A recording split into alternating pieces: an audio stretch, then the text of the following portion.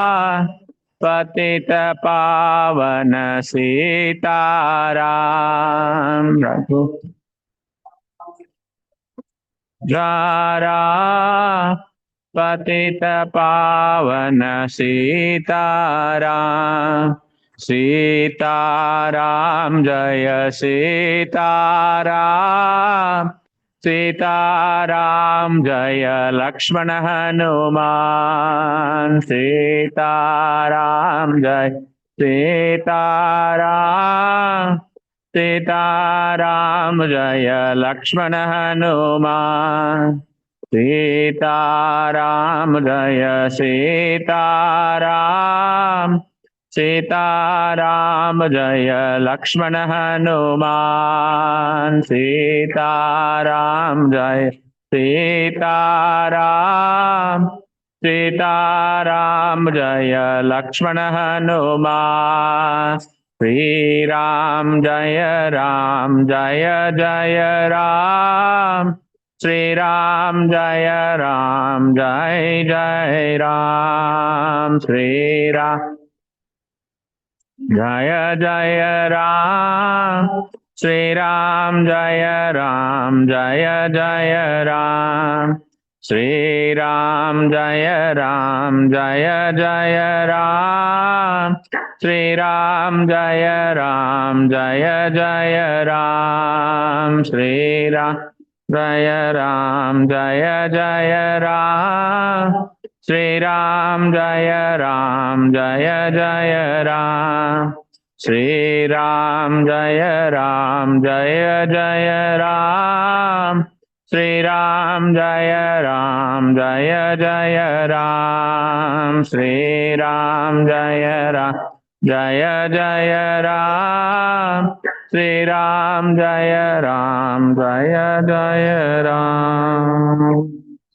जय ओम इष्टपाद परमहंस परिव्राजकाचार्य अष्टोत्तर श्री भक्ति वेदांत स्वामी शिला प्रभुपाद की जय। ग्रंथराज श्रीमद रामायण की जय। All glories to the assembled devotees, all glories to the assembled devotees, all glories to the assembled devotees. all glories to Sri Guru and Gauranga. Om Namo Bhagavate Vasudevaya. Om Namo Bhagavate Vasudevaya. Om Namo Bhagavate Vasudevaya. Narayanam Namaskrityam Naran Chaiva Narottamam Devim Saraswatim Vyasam Tato Jayamudiraye Nashtaprayeshu Abhadreshu Nityam Bhagavata Sevaya Bhagavati Uttama Shloke Bhaktir Bhavati Naishtaki Om Ajnanatimirandasya Jnananjana Shalakaya Chakshurunmilitam Mena Tasmai Shri Guruve Namaha Shri Chaitanya Manobishtam Stapitam Mena Bhutale Swayam Rupa Kadamahyam Dadati Swapadantikam Ramaya Ramabhadraya Ramachandraya Vedase Raghunathaya Nathaya Sitaya Pate Namaha Apadam Apahartaram Dataram Sarvasampadam Lokabhiramam Sri Ramam Bhuyo Bhuyo Namamyam Ramo Rajamanir Sada Vijayate Ramam Ramesham Bhaje Ramena Bhata Nishajarjamo Ramaya Tasmai Namaha Rama Nasti Parayanam Parataram Ramasya Dasosmiham Rame Chitlaya Sada Bhavatame Bho Rama Mamuddaraha Rama Rameti Rameti Rame Rame Manorame Sahasranama Tattulyam Ramanama Varanane Rama Rameti Rameti Rame Rame Manorame Sahasranama Tattulyam Ramanama Varanane Rama Rameti Rameti Rame Rame Manorame Sahasranama Tattulyam Ramanama Varanane. Hare Krishna. ಎಲ್ಲರಿಗೂ ಇವತ್ತಿನ Ramayana, particularly Seetharama ಕಲ್ಯಾಣ. So ಈ ಕಲ್ಯಾಣವನ್ನ, ಸೀತಾರಾಮ ಕಲ್ಯಾಣ, ರುಕ್ಮಿಣಿ ಕಲ್ಯಾಣ, ಇದೆಲ್ಲ ಕಲ್ಯಾಣವನ್ನ ನಾವು ಕೇಳಿದಾಗ, ಶ್ರವಣ ಮಾಡಿದಾಗ ನಮ್ಮಲ್ಲಿನೂ ಮನೆಯಲ್ಲಿ ಕಲ್ಯಾಣ ಆಗವರಿದ್ರೆ ಕಲ್ಯಾಣ ಆಗತ್ತೆ. ಕಲ್ಯಾಣ ಅಂದ್ರೆ ಮದುವೆ ಮಾತ್ರ ಅಲ್ಲ, ನಮ್ಮ ಜೀವನದಲ್ಲಿನೂ ಕಲ್ಯಾಣ ಆಗ್ಬೇಕು ಅಂತ ಹೇಳಿದ್ರೆ ಆ ಎಲ್ಲ ಕಲ್ಯಾಣಗಳು ಕೂಡ ನಡೆದೋಗತ್ತೆ. ಸೊ ಯಾವಾಗ ವಯಸ್ಸಾಗಿರತ್ತೆ, ಏನು ಮಾಡಕ್ ಆಗ್ತಾ ಇಲ್ಲ, ಅಂಥ ಪರಿಸ್ಥಿತಿಯಲ್ಲಿ ರಾಮಾಯಣವನ್ನ ಶ್ರವಣ ಮಾಡಿದರೆ ಸಾಕು, ಜೀವನ ಸಾರ್ಥಕ ಆಗತ್ತೆ. ಸಾರ್ಥಕ ಅಂದ್ರೆ ಭವಸಾಗರವನ್ನ ದಾಟಿ ನಾವು ಭಗವಂತನೆಡೆಗೆ ಪ್ರಯಾಣ ಮಾಡುವಂತಹ ಸನ್ನಿವೇಶ ಬರುತ್ತೆ ಅನ್ನುವಂಥ ಮಾತನ್ನ ರಾಮಾಯಣ ಹೇಳುತ್ತೆ. ಯಾಕಂದ್ರೆ ರಾಮ ಅಂದಾಗ ಎರಡು ಶಬ್ದಗಳು, ಎಲ್ಲರೂ ಹೇಳಿ ರಾ ಅಂತ ಹೇಳಿ, ಎಲ್ಲರೂ ರಾ ರಾ ಅಂದಾಗ ಏನಾಗತ್ತೆ? ನಿಮ್ ಬಾಯಿ ಓಪನ್ ಆಗತ್ತೆ. ಮ ಅಂತಂದಾಗ ನಿಮ್ಮ ತುಟಿಗಳು ಕುಡ್ಕೊಳ್ಳುತ್ತೆ. ರಾ ಅಂದಾಗ ನಮ್ಮ ಮಾಡತಕ್ಕಂಥ ಪಾಪಗಳೆಲ್ಲ ಕೂಡ ಹೊರಗಡೆ ಹೋಗುತ್ತೆ. ಮ ಅಂದಾಗ ಆ ಪಾಪಗಳು ನಮ್ಮಲ್ಲಿ ವಾಪಸ್ ಬರಲ್ಲ. ಸೊ ಇಂಪಾರ್ಟೆಂಟ್, ರಾಮ ಅನ್ನುವಂಥ ಶಬ್ದಕ್ಕೆ ಎಷ್ಟು ಇಂಪಾರ್ಟೆಂಟ್ ಇದೆ ಅನ್ನೋದನ್ನ ನಾವು ನೋಡ್ಬೇಕಿಲ್ಲ. ಸೊ ಇವತ್ತಿನ ದಿವಸ ದಶರಥ ಮಹಾರಾಜ ಸೊ ಯಾರು ರಾಮಾಯಣವನ್ನ ಬರೆದಿದ್ದು? ಮಹರ್ಷಿ ವಾಲ್ಮೀಕಿ. ವಾಲ್ಮೀಕಿ ಯಾವ ತರ ಇದ್ರು, ಆಮೇಲೆ ಮಹರ್ಷಿ ಆದ್ರು. ಯಾರ ಒಂದು ಸಹವಾಸದಿಂದ? ಸಂತರ ಸಹವಾಸ, ನಾರದರ ಸಹವಾಸದಿಂದ ಮಹರ್ಷಿ ಆದರು. ನಾರದರು ಅವರಿಗೆ ರಾಮಾಯಣವನ್ನ ರಚನೆ ಮಾಡ್ಲಿಕ್ಕೆ ಹೇಳ್ತಾರೆ. ಆಮೇಲೆ ದಶರಥ ಮಹಾರಾಜ ದೊಡ್ಡ ರಾಜಶ್ರೀ ಆಗಿದ್ದ, ರಾಜ ಋಷಿ. ಸೊ ಆವಾಗ ಮಹರ್ಷಿಯ ಮಟ್ಟಕ್ಕೆ ಸಮಾನ ಅವನು, ಪ್ರಸಿದ್ಧ ಯೋಧ ಕೂಡ. ಅಂಥ ಏಕಕಾಲದಲ್ಲಿ ಎಷ್ಟೋ ರಾಜರ ಜೊತೆ ಯುದ್ಧ ಮಾಡುವಂತ ಸಾಮರ್ಥ್ಯವನ್ನ ಹೊಂದಿದ್ದ, ಧಾರ್ಮಿಕನಾಗಿದ್ದನು ಕೂಡ. ಸೊ ಅಂಥ ಅಪಾರ ಐಶ್ವರ್ಯ ಎಲ್ಲ ಇತ್ತು ದಶರಥನಿಗೆ. ಆದ್ರೆ ಅವನಿಗೆ ಸಂತಾನವಿಲ್ಲದ ಕಾರಣ, ಅಂದ್ರೆ ಗಂಡು ಸಂತಾನವಿಲ್ಲದ ಕಾರಣ ಒಂದು ತರ ಅಸಂತೋಷ ಇತ್ತು. ಯಾಕಂದ್ರೆ ಆ ಒಂದು ಮನೆತನ ಕಂಟಿನ್ಯೂ ಆಗ್ಬೇಕು. ಇನ್ನೊಬ್ಬ ರಾಜ ಹುಟ್ಟಬೇಕು ಮನೆಯಲ್ಲಿ, ಪುತ್ರ ಸಂತಾನ ಬೇಕಾಗತ್ತೆ. ಆ ಪುತ್ರ ಸಂತಾನ ಇರ್ಲಿಲ್ಲ ಅಂತ ಅನ್ನೋದಕ್ಕೆ ಅವನು ತುಂಬಾ ದುಃಖದಲ್ಲಿದ್ದ. ಪುತ್ರ ಸಂತಾನನೇ ಇಲ್ಲ ನನಗೆ ಅಂತ ಹೇಳಿ. ಆದ್ರೆ ಆ ದಶರಥನಿಗೆ ಹೆಣ್ಣು ಮಕ್ಕಳಿದ್ರಂತೆ. ಅವಳಲ್ಲಿ ಶಾಂತಾದೇವಿ ಅಂತ ಒಬ್ಬ ಹೆಣ್ಮಗಳು. ಆ ಶಾಂತಾದೇವಿಯನ್ನ ಪಕ್ಕದ ರಾಜ ಅವನಿಗೆ ಮಕ್ಕಳಿರ್ಲಿಲ್ಲ, ಅವನಿಗೆ ದತ್ತು ಕೊಟ್ಟಿದ್ರಂತೆ ಶಾಂತಾದೇವಿಯನ್ನ. ರೋಮಪಾದ ಅಂತ ರಾಜ ಅವನು. ರೋಮಪಾದ ರಾಜನಿಗೆ ಶಾಂತಾದೇವಿಯನ್ನ ದತ್ತು ಕೊಟ್ಟಿದ್ರು. ಸೊ ಪುತ್ರ ಸಂತಾನ ಇರಲಿಲ್ಲ. ಆ ಶಾಂತಾದೇವಿಗೆ ಒಬ್ಬ ಗಂಡನಿದ್ದ, ಅವನು ಋಷಿಶೃಂಗ ಅಂತ ಹೇಳಿ, ದೊಡ್ಡ ಬ್ರಾಹ್ಮಣ. ಋಷಿಶೃಂಗ ಹೇಗೆ ಅಂದ್ರೆ ಅವನು ಕಾಡಿನಲ್ಲಿ ವಾಸ ಮಾಡ್ತಾ ಇದ್ದ, ವಿಭಂಡಕ ಋಷಿಯ ಮಗ ಅವನು. ಕಾಡಲ್ಲಿ ವಾಸ ಮಾಡ್ತಾ ಇರುವಾಗ ಅವನು ಯಾರನ್ನೂ ಕೂಡ ನೋಡಿರ್ಲಿಲ್ಲ, ಸ್ತ್ರೀಯರನ್ನೇ ನೋಡಿರ್ಲಿಲ್ಲ ಅವನು. ಯಾರೋ ಹೇಳಿದ್ರು ರೋಮಪಾದನ ರಾಜ್ಯದಲ್ಲಿ ತುಂಬಾ ಬರಗಾಲ ಆವರಿಸಿತ್ತಂತೆ. ಯಾರೋ ಹೇಳಿದ್ರು, ಅಂದ್ರೆ ಸನತ್ ಕುಮಾರರು ಹೇಳಿದ್ರು, ಅಕಸ್ಮಾತ್ ಆಗಿ ಋಷಿಶೃಂಗ ಈ ರಾಜ್ಯಕ್ಕೆ ಬಂದ್ರೆ ತುಂಬಾ ಮಳೆ ಆಗತ್ತೆ ಅನ್ನುವಂಥ ಮಾತನ್ನ ಹೇಳಿದಾಗ ಕೆಲವು ಜನ ಸ್ತ್ರೀಯರನ್ನ ಅಲ್ಲಿ ಕಳಿಸಿ ಋಷಿಶೃಂಗರನ್ನ ಕರ್ಕೊಂಡ್ಬರ್ತಾರೆ. ತುಂಬಾ ಚೆನ್ನಾಗಿ ಮಳೆ ಆಗತ್ತೆ. ಆಮೇಲೆ ಋಷಿಶೃಂಗ ತನ್ನ ಮಗಳಾದಂತಹ ಶಾಂತಾದೇವಿಯನ್ನ ಋಷಿಶೃಂಗನಿಗೆ ಮದುವೆ ಮಾಡಿಕೊಡ್ತಾರೆ. ಸೊ ಇದೆಲ್ಲ ಕತೆ ಬರುತ್ತೆ. ಈ ಕತೆ ಯಾವಾಗ ಪುತ್ರ ಸಂತಾನ ಇಲ್ಲ, ಅಶ್ವಮೇಧ ಯಜ್ಞವನ್ನ ಮಾಡೋಣ, ಅದರಿಂದ ಪುತ್ರ ಸಂತಾನವನ್ನ ಪಡೆಯುವಂತ ಇಚ್ಛೆ ಆಯ್ತು ದಶರಥ ಮಹಾರಾಜನಿಗೆ. ಸೊ ಹಾಗಾದ್ರೆ ಆವಾಗನೇ ಸುಮಂತ ರಾಜ ಹೇಳ್ತಾ ಇದ್ದ ಹಿಂಗ ಕಥೆಯನ್ನ. ಹೀಗೆ ಸನತ್ ಕುಮಾರರು ಒಬ್ಬ ಬ್ರಾಹ್ಮಣನ ಬಗ್ಗೆ ಹೇಳಿದ್ರು. ಆ ಬ್ರಾಹ್ಮಣನನ್ನ ರೋಮಪಾದ ಕರ್ಕೊಂಡ್ ಬಂದಿದ್ದಾನೆ. ಅವನ್ ಮಗಳನ್ನ ಶಾಂತಾದೇವಿಯನ್ನ ಮದುವೆ ಮಾಡಿಕೊಟ್ಟಿದ್ದಾನೆ. ಆ ಬ್ರಾಹ್ಮಣ ಅತ್ಯುತ್ತಮವಾದಂತಹ ಬ್ರಾಹ್ಮಣ. ಅವನನ್ನೇನಾದ್ರೂ ನೀವು ಕರೆಸಿ ಹೋಮವನ್ನ ಮಾಡಿದ್ರೆ, ಅಕಸ್ಮಾತ್ ಆಗಿ ಹೋಮವನ್ನ ಮಾಡಿದ್ರೆ ನಿಮಗೆ ಪುತ್ರ ಸಂತಾನ ಆಗತ್ತೆ ಅನ್ನುವಂಥ ಮಾತನ್ನ ಸುಮಂತು ಮಂತ್ರಿ ಹೇಳ್ತಾ ಇದ್ದಾನೆ. ಸೊ ಆ ರೀತಿಯಾಗಿ ಇಲ್ಲಿ ರೋಮಪಾದ ದಶರಥನ ವಿನಂತಿಯ ಮೇರೆಗೆ ಋಷಿಶೃಂಗ ಮತ್ತು ಶಾಂತಾದೇವಿ ಇಬ್ಬರನ್ನೂ ಕೂಡ ಅಯೋಧ್ಯೆಗೆ ಕೊಟ್ಟೆ ಕಳಿಸುವಂತ ಕೆಲಸ ಆಗತ್ತಲ್ಲಿ. ಅಯೋಧ್ಯೆಗೆ ಬರ್ತಾರೆ. ಆಮೇಲೆ ಅವರು ಪುತ್ರ ಕಾಮೇಷ್ಟಿ ಯಾಗವನ್ನ ಮಾಡ್ತಾರೆ. ಋಷಿಶೃಂಗರು ಪುತ್ರ ಕಾಮೇಷ್ಟಿ ಯಾಗವನ್ನ ಮಾಡಿದಾಗ ಅಲ್ಲಿ ಸ್ವತಃ ಬ್ರಹ್ಮ ವಿಷ್ಣು ಮೊದಲಾದಿ ದೇವತೆಗಳೆಲ್ಲರೂ ಕೂಡ ಯಾಗಕ್ಕೆ ಬಂದಿರ್ತಾರೆ. ಆವಾಗ ವಿಷ್ಣು ಹೇಳ್ತಾ ಇದ್ದಾನೆ, ನೋಡಿ, ನಾನು ಸ್ವಲ್ಪದರಲ್ಲಿ ಅವತಾರ ತಗೊಳ್ತಾ ಇದ್ದೀನಿ. ಯಾಕಂದ್ರೆ ರಾವಣನ ಹಾವಳಿ ಜಾಸ್ತಿ ಆಗಿದೆ, ರಾಕ್ಷಸರ ಹಾವಳಿ ಜಾಸ್ತಿ ಆಗಿದೆ. ಯಾಕೆಂದ್ರೆ ಪರಮಾತ್ಮ ಅವತರಿಸ್ತಾನ ಯಾವಾಗ ಅಂದ್ರೆ ಯದಾ ಯದಾ ಹಿ ಧರ್ಮಸ್ಯ ಗ್ಲಾನಿರ್ಭವತಿ ಭಾರತ ಅಭ್ಯುತ್ಥಾಮಂ ಅಧರ್ಮಸ್ಯ.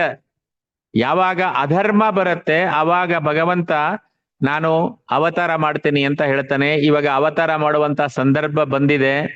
ಅವನು ಹೇಳ್ತಾ ಇದ್ದಾನೆ, ರಾವಣನ ದುರಾಚಾರ ಹೆಚ್ಚಾಗಿದೆ, ಅವತಾರ ಮಾಡಬೇಕು. ಅದಕ್ಕೆ ನಾನು ಅವತಾರ ಮಾಡ್ತೀನಿ. ನೀವೆಲ್ಲ ದೇವತೆಗಳು ಕೂಡ ಆ ಟೈಮ್ನಲ್ಲಿ ಅವತಾರ ಮಾಡಿ. ಏನಾಗಿ ಅವತಾರ ಮಾಡಿ? ನೀವು ಮಂಗಗಳಾಗಿ ಅವತಾರ ಮಾಡಿ ಅಂತ ಅವನು ಹೇಳ್ತಾನೆ. ಹೇಳಿ ಮುಂದೆ ರಾಮನ ಬಗ್ಗೆ ನಾನು 11,000 ವರ್ಷಗಳ ಕಾಲ ರಾಜ್ಯವನ್ನ ಆಳ್ತೀನಿ ಅಂತ ಹೇಳ್ತಾನೆ. ಆವಾಗ ವಿಷ್ಣು ದೂತರು ಬಂದು ಒಂದು ಪಾಯಸವನ್ನ ಕೊಡ್ತಾರೆ.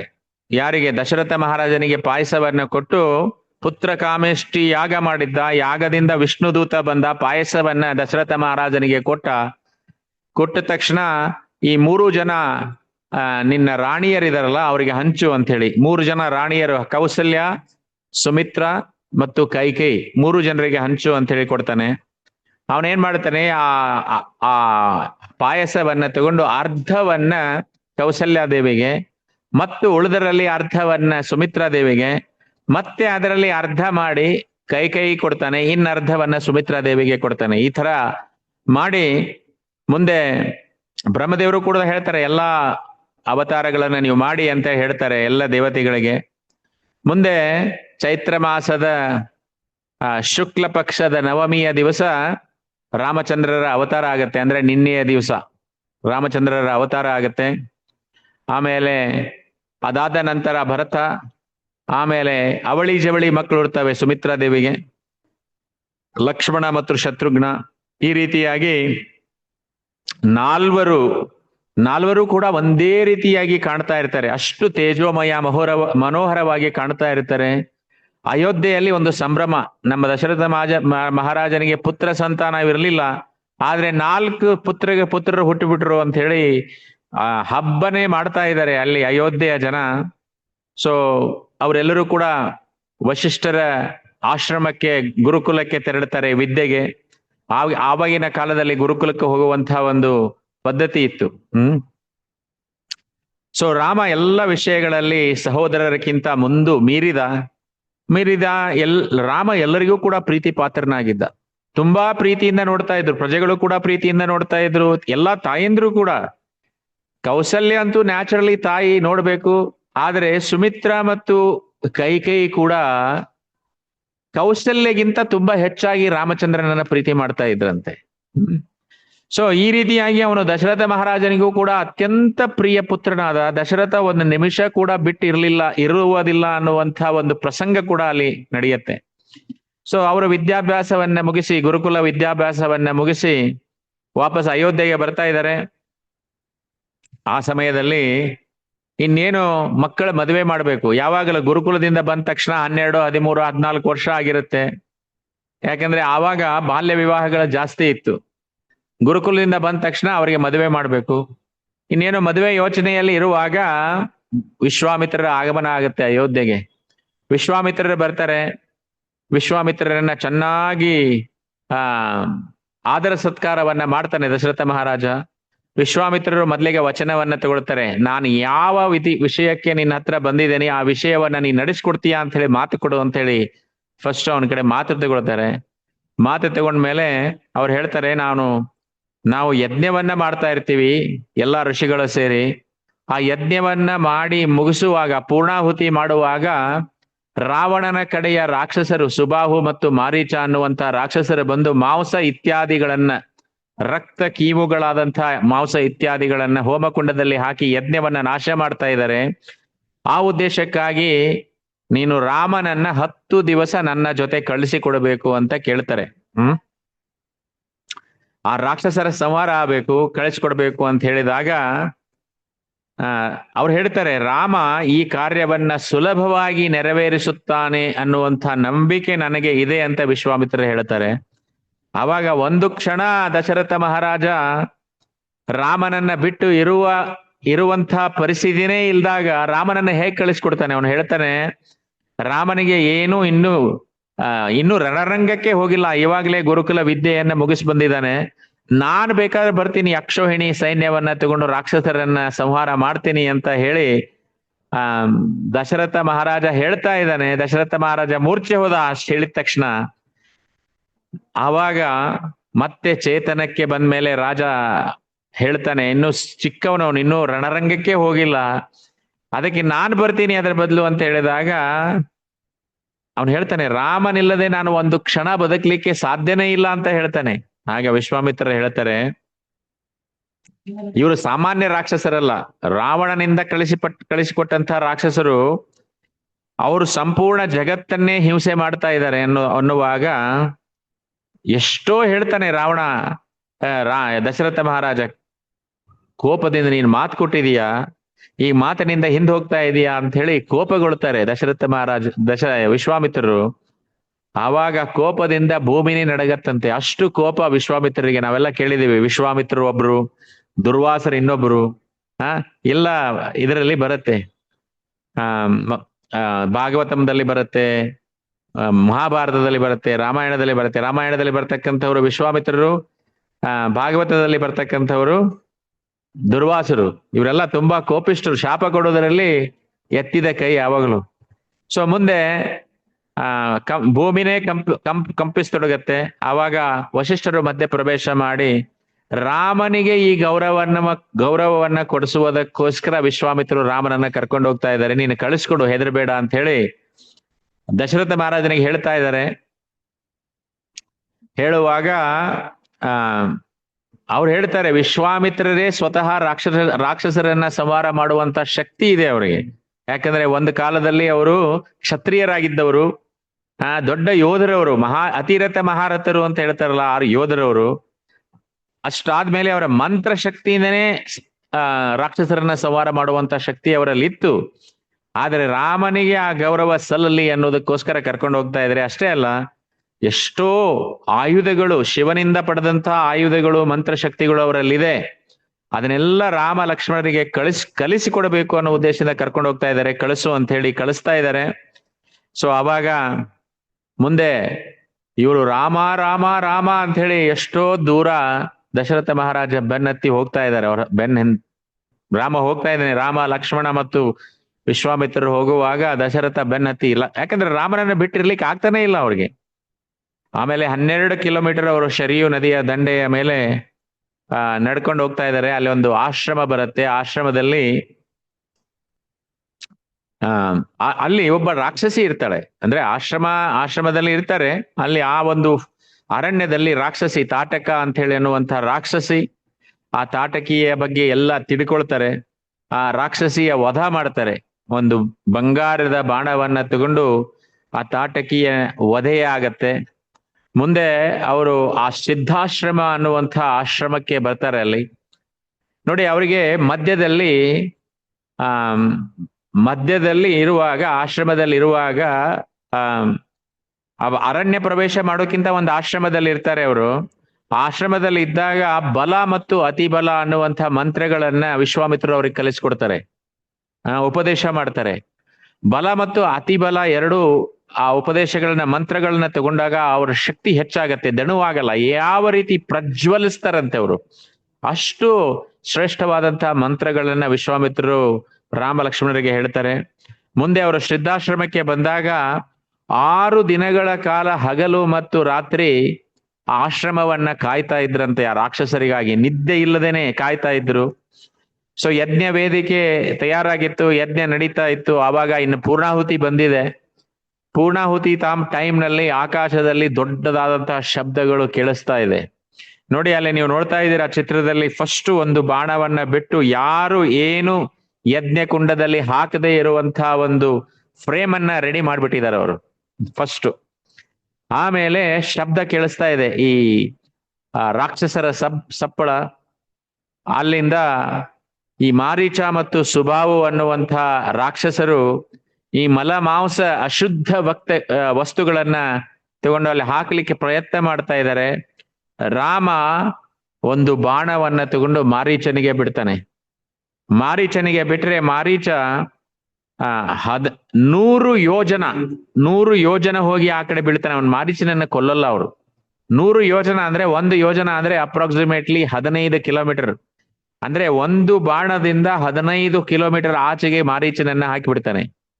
ಆಮೇಲೆ ಸುಬಾಹು ಮತ್ತು ಎಲ್ಲ ರಾಕ್ಷಸರನ್ನ ಕೊಂದುಬಿಟ್ಟು ಆ ಮುಂದೆ ಅವನು ಮೂರನೇ ಆಯುಧದಿಂದ ಎಲ್ಲ ರಾಕ್ಷಸರನ್ನ ಓಡಿಸ್ತಾ ಇದ್ದಾನೆ. ಇನ್ನೇನ್ ಕೆಲಸ ಮುಗೀತು, ಯಜ್ಞ ಆಯಿತು, ಇನ್ನೇನ್ ನಾವು ಹೋಗ್ಬೋದಲ್ವಾ, ಇನ್ನೇನಾದ್ರೂ ಇದೆಯಾ ನಾವು ಮಾಡ್ತಕ್ಕಂಥ ಕೆಲಸ ಅಂತ ಹೇಳಿ ರಾಮ ಲಕ್ಷ್ಮಣರು ಇಬ್ರು ಅಲ್ಲಿದ್ದ ಋಷಿಗಳನ್ನ ವಿಶ್ವಾಮಿತ್ರರನ್ನ ಕೇಳ್ತಾರೆ. ಅವಾಗ ಅವ್ರು ಹೇಳ್ತಾರೆ, ನನಗೆ ಜನಕ ಮಹಾರಾಜನಿಂದ ಆಮಂತ್ರಣ ಬಂದಿದೆ, ಸೀತೆಯ ಸ್ವಯಂವರವನ್ನ ಅವರು ಏರ್ಪಾಟ್ ಮಾಡಿದ್ದಾನೆ, ಸೀತೆ ಹೇಗೆ ಸಿಕ್ಳು ಅನ್ನೋದನ್ನ ಕೂಡ ಹೇಳ್ತಾರೆ. ಅವರು ಯಜ್ಞ ಮಾಡುವುದಕ್ಕಾಗಿ ಒಂದು ಭೂಮಿಯನ್ನ ತಯಾರು ಮಾಡ್ತಾ ಇದ್ದಂತೆ ಜನಕ ಮಹಾರಾಜ. ಆ ನದಿ, ಆ ಭೂಮಿಯನ್ನ ಉಳುವಾಗ ಆ ಭೂಮಿಯಲ್ಲಿ ಆ ಮಗು ಸಿಕ್ತಂತೆ, ಸೀತೆ. ಆ ಮಗುವನ್ನ ತಂದು ತನ್ನ ಮಗಳಂತೆ ಜೋಪಾನ ಮಾಡಿದಕ್ಕೋಸ್ಕರ ಆ ಮಗಳಾಗೇ ಉಳಿದ್ಲು. ಆ ಮಗಳು ತುಂಬಾ ಸುಂದರಿ, ತುಂಬಾ ಧೈರ್ಯವಂತೆ. ಸೀತೆಯ ಬಗ್ಗೆ ತುಂಬಾ ವಿವರಣೆಯನ್ನ ಕೊಡ್ತಾರೆ. ಅದಕ್ಕೆ ಹೇಳ್ತಾರೆ, ವಿಶ್ವಾಮಿತ್ರರು ರಾಮ ಲಕ್ಷ್ಮಣರನ್ನ ಕರೆದುಕೊಂಡು ಮಿಥಿಲೆಗೆ ಹೋಗೋಣ, ಅಲ್ಲಿ ಬಾ, ನೀವು ಕೂಡ ಅಲ್ಲಿ ಬನ್ನಿ, ಯಾಕಂದ್ರೆ ಅಲ್ಲಿ ಒಂದು ಶಿವನ ಧನಸ್ಸು ಇದೆ. ಆ ಶಿವನ ಧನಸ್ಸು ಶ್ರೇಷ್ಠವಾದಂತಹ ಧನಸ್ಸು. ಸುಮಾರು 5,000 ಜನ ಅದನ್ನ ಎತ್ತಿ 2 ಹೆಜ್ಜೆ ಹೋಗೋದ್ರಲ್ಲಿ ದಣವಾಗ್ತಾ ಇತ್ತಂತೆ ಅವರಿಗೆಲ್ಲ.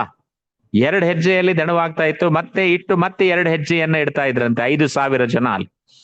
ಅಷ್ಟು ಅದ್ಭುತವಾದಂತಹ ಧನಸ್ಸು, ಶಿವಧನಸ್ಸು.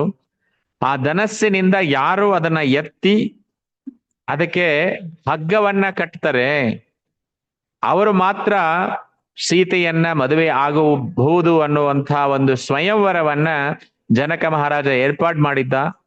ಸೊ ಅದಕ್ಕೆ ಅವರು ಮಿಥಿಲೆಗೆ ಪ್ರಯಾಣವನ್ನ ಬೆಳೆಸಿದ್ರು. ಇವಾಗ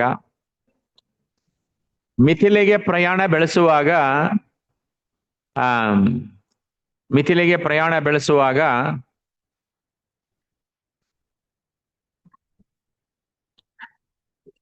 ರಾಮ ಲಕ್ಷ್ಮಣರು ಒಂದು ಗಂಗಾ ನದಿಯ ತೀರದಲ್ಲಿ ಬರ್ತಾರೆ.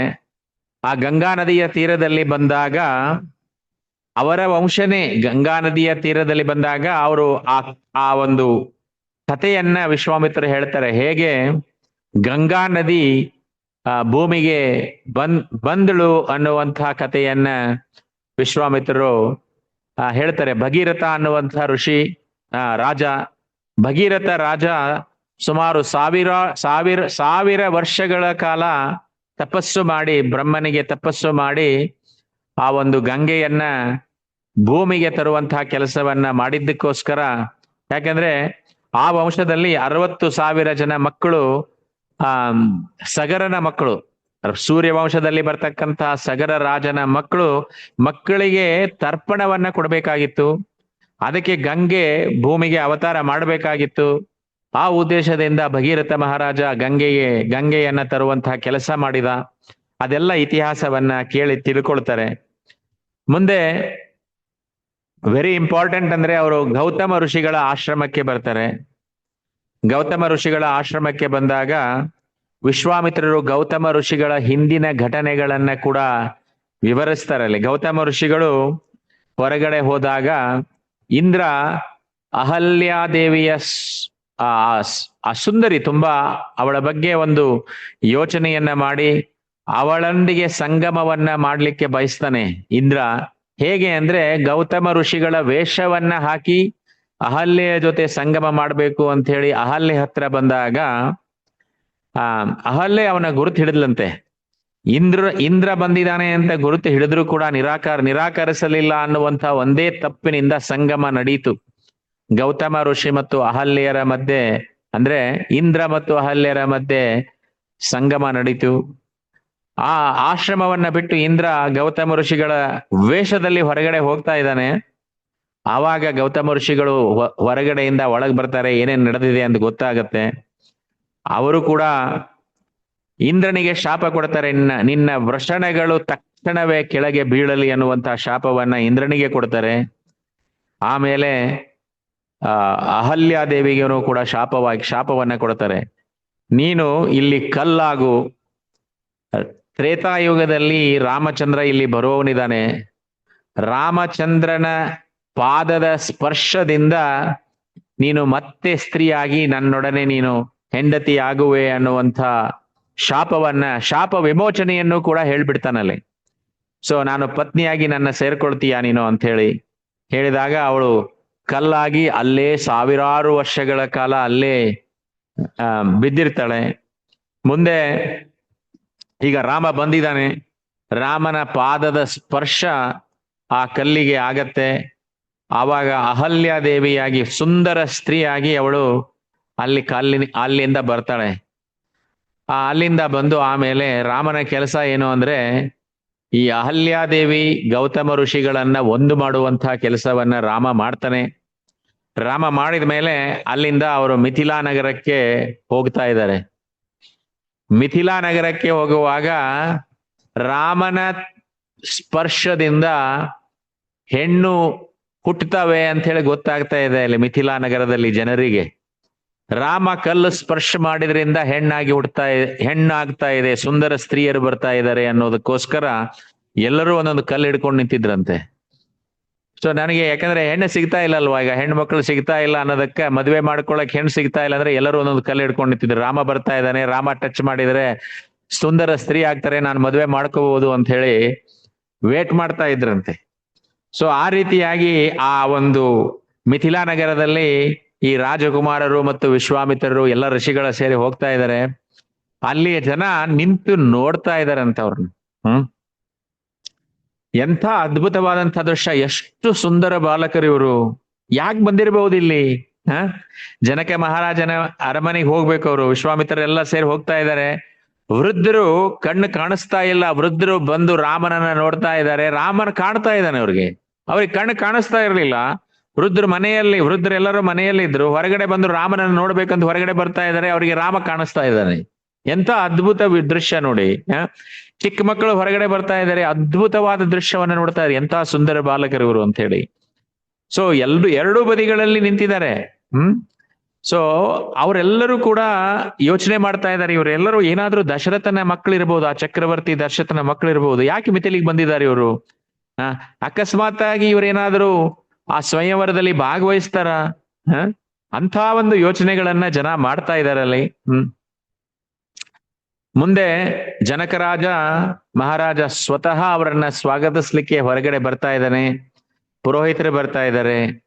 ತಕ್ಷಣವೇ ಜನಕ ಮಹಾರಾಜ ವಿಶ್ವಾಮಿತ್ರನ ಪಾದಗಳಿಗೆ ನಮಸ್ಕರಿಸಿ ಅವರನ್ನ ಅರಮನೆಗೆ ಕರ್ಕೊಂಡು ಹೋಗುವಂತಹ ಕೆಲಸವನ್ನ ಮಾಡ್ತಾ ಇದ್ದಾನೆ. ಅವರಿಗೆ ಬಂಗಾರದ ಆಸನಗಳನ್ನ ಕೊಡ್ತಾ ಇದ್ದಾನೆ ಜನಕ ಮಹಾರಾಜ. ಅವರ ಪಾದಗಳನ್ನ ತೊಳಿಲಿಕ್ಕೆ ನೀರನ್ನ ತರಿಸಿ ಸ್ವತಃ ತಾನೇ ಅವರ ಪಾದಗಳನ್ನ, ಯಾಕಂದ್ರೆ ಅತಿಥಿ ದೇವೋ ಭವ ಅಂತ ಹೇಳ್ತಾರೆ.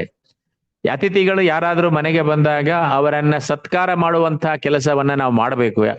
ಅದಕ್ಕೆ ಮಾತೃದೇವೋ ಭವ, ಪಿತೃದೇವೋ ಭವ, ಅತಿಥಿ ದೇವೋ ಭವ ಇದೆಲ್ಲ ಹೇಳ್ತಾ ಇರೋದು. ಯಾಕೆ ಅಂದ್ರೆ ಅತಿಥಿಗಳು ಕೂಡ ದೇವರ ಸಮಾನ ಅನ್ನುವಂಥ ವಿಷಯದಿಂದ ಅತಿಥಿಗಳನ್ನ ಹೇಗೆ ಸ್ವಾಗತ ಮಾಡಬೇಕು ಅನ್ನೋದನ್ನ ಜನಕ ಮಹಾರಾಜ ತೋರಿಸ್ತಾ ಇದ್ದಾನೆ.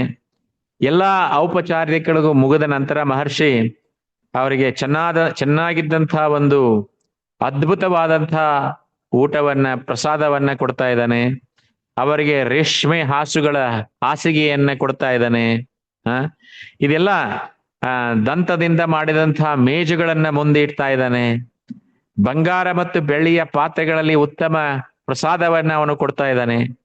ಅವರು ತೃಪ್ತಿಯಾಗಿ ಊಟ ಮಾಡಿದ ನಂತರ ವಿಶ್ವಾಮಿತ್ರ, ಎಂಥ ಭಾಗ್ಯವನ್ನ ನೀವು ಕರ್ಕೊಂಡ್ಬಂದಿದ್ದೀರಾ ನಮಗೆ, ನಿಮ್ಮಂಥ ವ್ಯಕ್ತಿಗಳನ್ನ, ಈ ರಾಜಕುಮಾರರನ್ನ ನೋಡಿದ್ರೆ ನನಗೆ ಎಷ್ಟು ಸಂತೋಷ ಆಗ್ತಾ ಇದೆ. ಒಂದು ಸಲ ಅವನು ಯೋಚನೆ ಮಾಡ್ತಾನೆ, ನಾನು ಯಾಕಾದ್ರೂ ಸ್ವಯಂವರವನ್ನ ಏರ್ಪಾಡು ಮಾಡಿದೆ. ಇಂಥ ಅದ್ಭುತವಾದ ರಾಜಕುಮಾರ ನನ್ನ ಮನೆಗೆ ಬಂದಾಗ ನಾನು ಸೀತೆಯನ್ನ ಕೊಟ್ಟು ಬಿಡ್ಬೋದಿತ್ತು ಅನ್ನುವಂಥ ವಿಚಾರ ಕೂಡ ಜನಕ ಮಹಾರಾಜನಿಗೆ ಬರ್ತಾ ಇದೆ. ಎಂಥ ಸೌಂದರ್ಯ! ಇಲ್ಲಿ ಹೇಳ್ತಾರೆ, ಬಲಶಾಲಿ ಹುಲಿಗಳಂತೆ ಕಾಣ್ತಾ ಇದ್ದಾರೆ ಇವರಿಬ್ರು.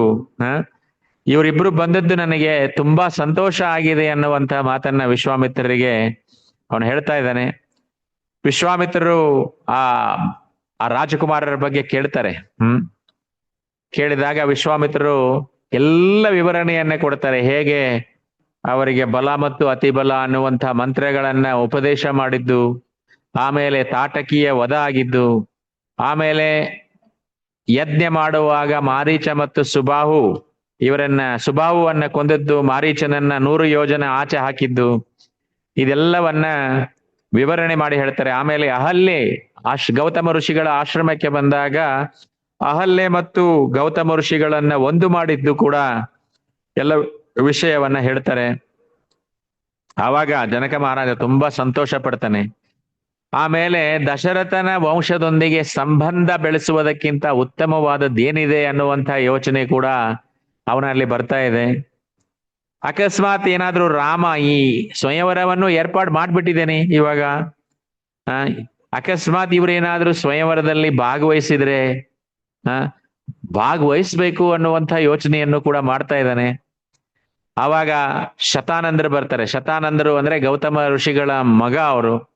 ಅವರು ಕೂಡ ತುಂಬಾ ಸಂತೋಷ ಪಡ್ತಾರೆ. ಯಾಕಂದ್ರೆ ಅಹಲ್ಯಾದೇವಿ, ಗೌತಮ ಋಷಿ ಮತ್ತು ಶತಾನಂದರನ್ನ ಒಂದು ಮಾಡಿದಂತಹ ಕೆಲಸವನ್ನ ರಾಮ ಮಾಡಿದ್ದ. ಸೊ ಆಮೇಲೆ ಶತಾನಂದರು ವಿಶ್ವಾಮಿತ್ರರ ಒಂದು ಇತಿಹಾಸವನ್ನ ಹೇಳಿಕೊಡಿದ್ರು. ಹೇಗೆ ವಿಶ್ವಾಮಿತ್ರರು ಬ್ರಹ್ಮರ್ಷಿ ಆದರು ಅನ್ನುವಂಥ ವಿಚಾರವನ್ನು ಕೂಡ ಅವರು ಹೇಳ್ತಾರೆ. ಅವರು ಮೊದಲಿಗೆ ಕ್ಷತ್ರಿಯರಿದ್ರು, ಆಮೇಲೆ ಎಷ್ಟೋ ಅಕ್ಷೋಹಿಣಿ ಸೈನ್ಯದೊಂದಿಗೆ ಅವರು ವಶಿಷ್ಠರ ಆಶ್ರಮಕ್ಕೆ ಬರ್ತಾರೆ. ವಶಿಷ್ಠರು ಅವರಿಗೆ ಆದರ ಸತ್ಕಾರವನ್ನ ಮಾಡ್ತಾರೆ.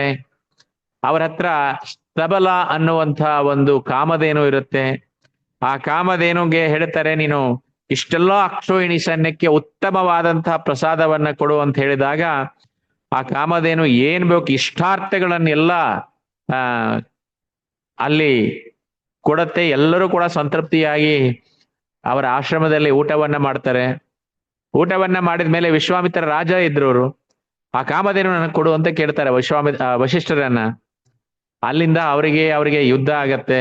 ಯುದ್ಧದಲ್ಲಿ ಸೋಲ್ತಾರೆ ವಿಶ್ವಾಮಿತ್ರರು. ಆಮೇಲೆ ಇಂಥ ಋಷಿಗಳು ಇಷ್ಟು ಸಾಮರ್ಥ್ಯವನ್ನ ಹೊಂದಿದ್ದಾರೆ ಅಂತಂದ ತಕ್ಷಣ ನಾನು ಋಷಿ ಆಗ್ಬೇಕು ಅನ್ನುವಂಥ ಉದ್ದೇಶದಿಂದ ಹಿಮಾಲಯಕ್ಕೆ ಹೋಗಿ ತಪಸ್ಸನ್ನ ಮಾಡ್ತಾರೆ. ಇದೆಲ್ಲ ಕಥೆಯನ್ನ ಮುಂದೆ ಬ್ರಹ್ಮರ್ಷಿ ಆಗ್ತಾರೆ, ರಾಜ್ಯವನ್ನ ಬಿಟ್ಟು ಹೋಗ್ತಾರೆ, ಅದೆಲ್ಲ ಕತೆ ಬರುತ್ತೆ. ಅದನ್ನೆಲ್ಲ ಶತಾನಂದರು ವಿವರಣೆ ಮಾಡ್ತಾ ಇದ್ದಾರೆ. ಅದರಲ್ಲಿ ಪರಮಾತ್ಮನ ಚಿಂತನೆಗಳಲ್ಲಿ ತಲ್ಲೀನರಾಗ್ತಾ ಇದ್ದಾರೆ ವಿಶ್ವಾಮಿತ್ರರು. ಮುಂದೆ ಜನಕ ಮರುದಿನ ಬೆಳಗ್ಗೆ ಜನಕ ಮತ್ತೆ ವಿಶ್ವಾಮಿತ್ರರ ಹತ್ರ ಬರ್ತಾನೆ. ಅವರಿಗೆ ನಮಸ್ಕಾರ ಮಾಡ್ತಾನೆ, ಅವರ ಪಾದಗಳನ್ನ ಸ್ಪರ್ಶ ಮಾಡ್ತಾನೆ.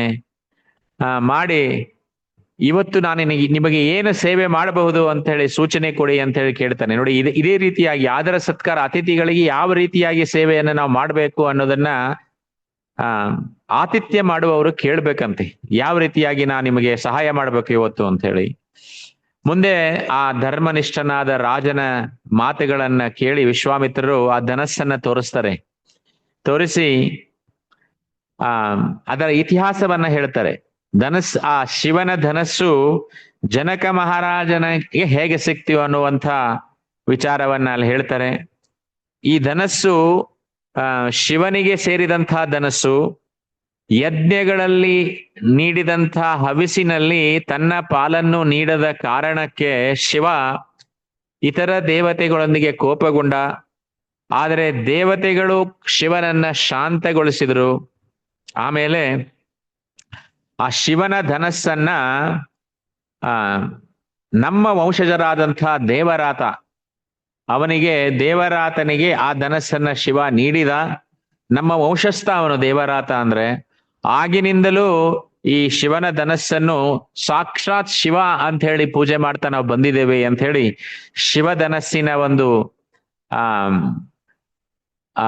ಆ ಇತಿಹಾಸವನ್ನ ಜನಕ ಮಹಾರಾಜ ಹೇಳ್ತಾ ಇದ್ದಾನೆ. ಸೊ ಆವಾಗ ಒಮ್ಮೆ ಆ ಸೀತೆ ಹೇಗೆ ಸಿಕ್ಳು ಅನ್ನುವಂತಹ ಇತಿಹಾಸವನ್ನು ಕೂಡ ಹೇಳ್ತಾ ಇದ್ದೇನೆ. ನಾನು ದೇವತೆಗಳನ್ನ ಸಂತೋಷ ಪಡಿಸ್ಲಿಕ್ಕೆ ಯಜ್ಞಗಳನ್ನ ಮಾಡ್ತಾ ಇದ್ದೆ. ನನ್ನ ವಂಶಕ್ಕೆ ಯೋಗ್ಯನಾದಂತಹ ಉತ್ತರಾಧಿಕಾರಿಯನ್ನ ಪಡಿಲಿಕ್ಕೆ ನಾನು ಯಜ್ಞವನ್ನ ಮಾಡ್ತಾ ಇದ್ದೆ. ಯಜ್ಞವನ್ನ ಮಾಡುವಾಗ ಅದು ಬಂಗಾರದ ನೇಗಿಲಿಂದ ಯಜ್ಞದ ಭೂಮಿಯನ್ನ ಉಳ್ತಾ ಇದ್ದಂತೆ ಅವನು. ಆವಾಗ ಒಂದು ಶಿಶು ಪ್ರತ್ಯಕ್ಷ ಆಯಿತು. ಆ ಹೆಣ್ಣು ಮಗುವನ್ನ ಸೀತೆ ಅಂತ ಕರೆದು ಅವಳು ನನ್ನ ಮಗಳಾಗಿ ಅದ್ಭುತವಾದಂಥ ಮಗಳಾಗಿ ಬೆಳೆದ್ಲು. ಅವಳ ಸೌಂದರ್ಯಕ್ಕೆ ಯಾರು ಕೂಡ ಸಮಾನರಿಲ್ಲ. ನಾನು ಪ್ರೀತಿಯಿಂದ ಅವಳನ್ನ ಬೆಳೆಸಿದ್ದೀನಿ. ಅತ್ಯುತ್ತಮ ಶೌರ್ಯವನ್ನ ಯಾರು ತೋರಿಸ್ತಾರೆ, ಯಾಕೆ ಅಂತಂದ್ರೆ ಅಂಥ ಅದ್ಭುತವಾದ ಧನಸ್ಸನ್ನ ಸೀತೆ ಎಡಗೈಯಿಂದ ಎತ್ತಿ ಸ್ವಚ್ಛ ಮಾಡಿ ಮತ್ತೆ ಅಲ್ಲಿ ಇಡ್ತಿದ್ಲಂತೆ ಸೀತೆ. ಅದು ಜನಕ ಮಹಾರಾಜನಿಗೆ ಆಘಾತ ಅನಿಸಿತ್ತು.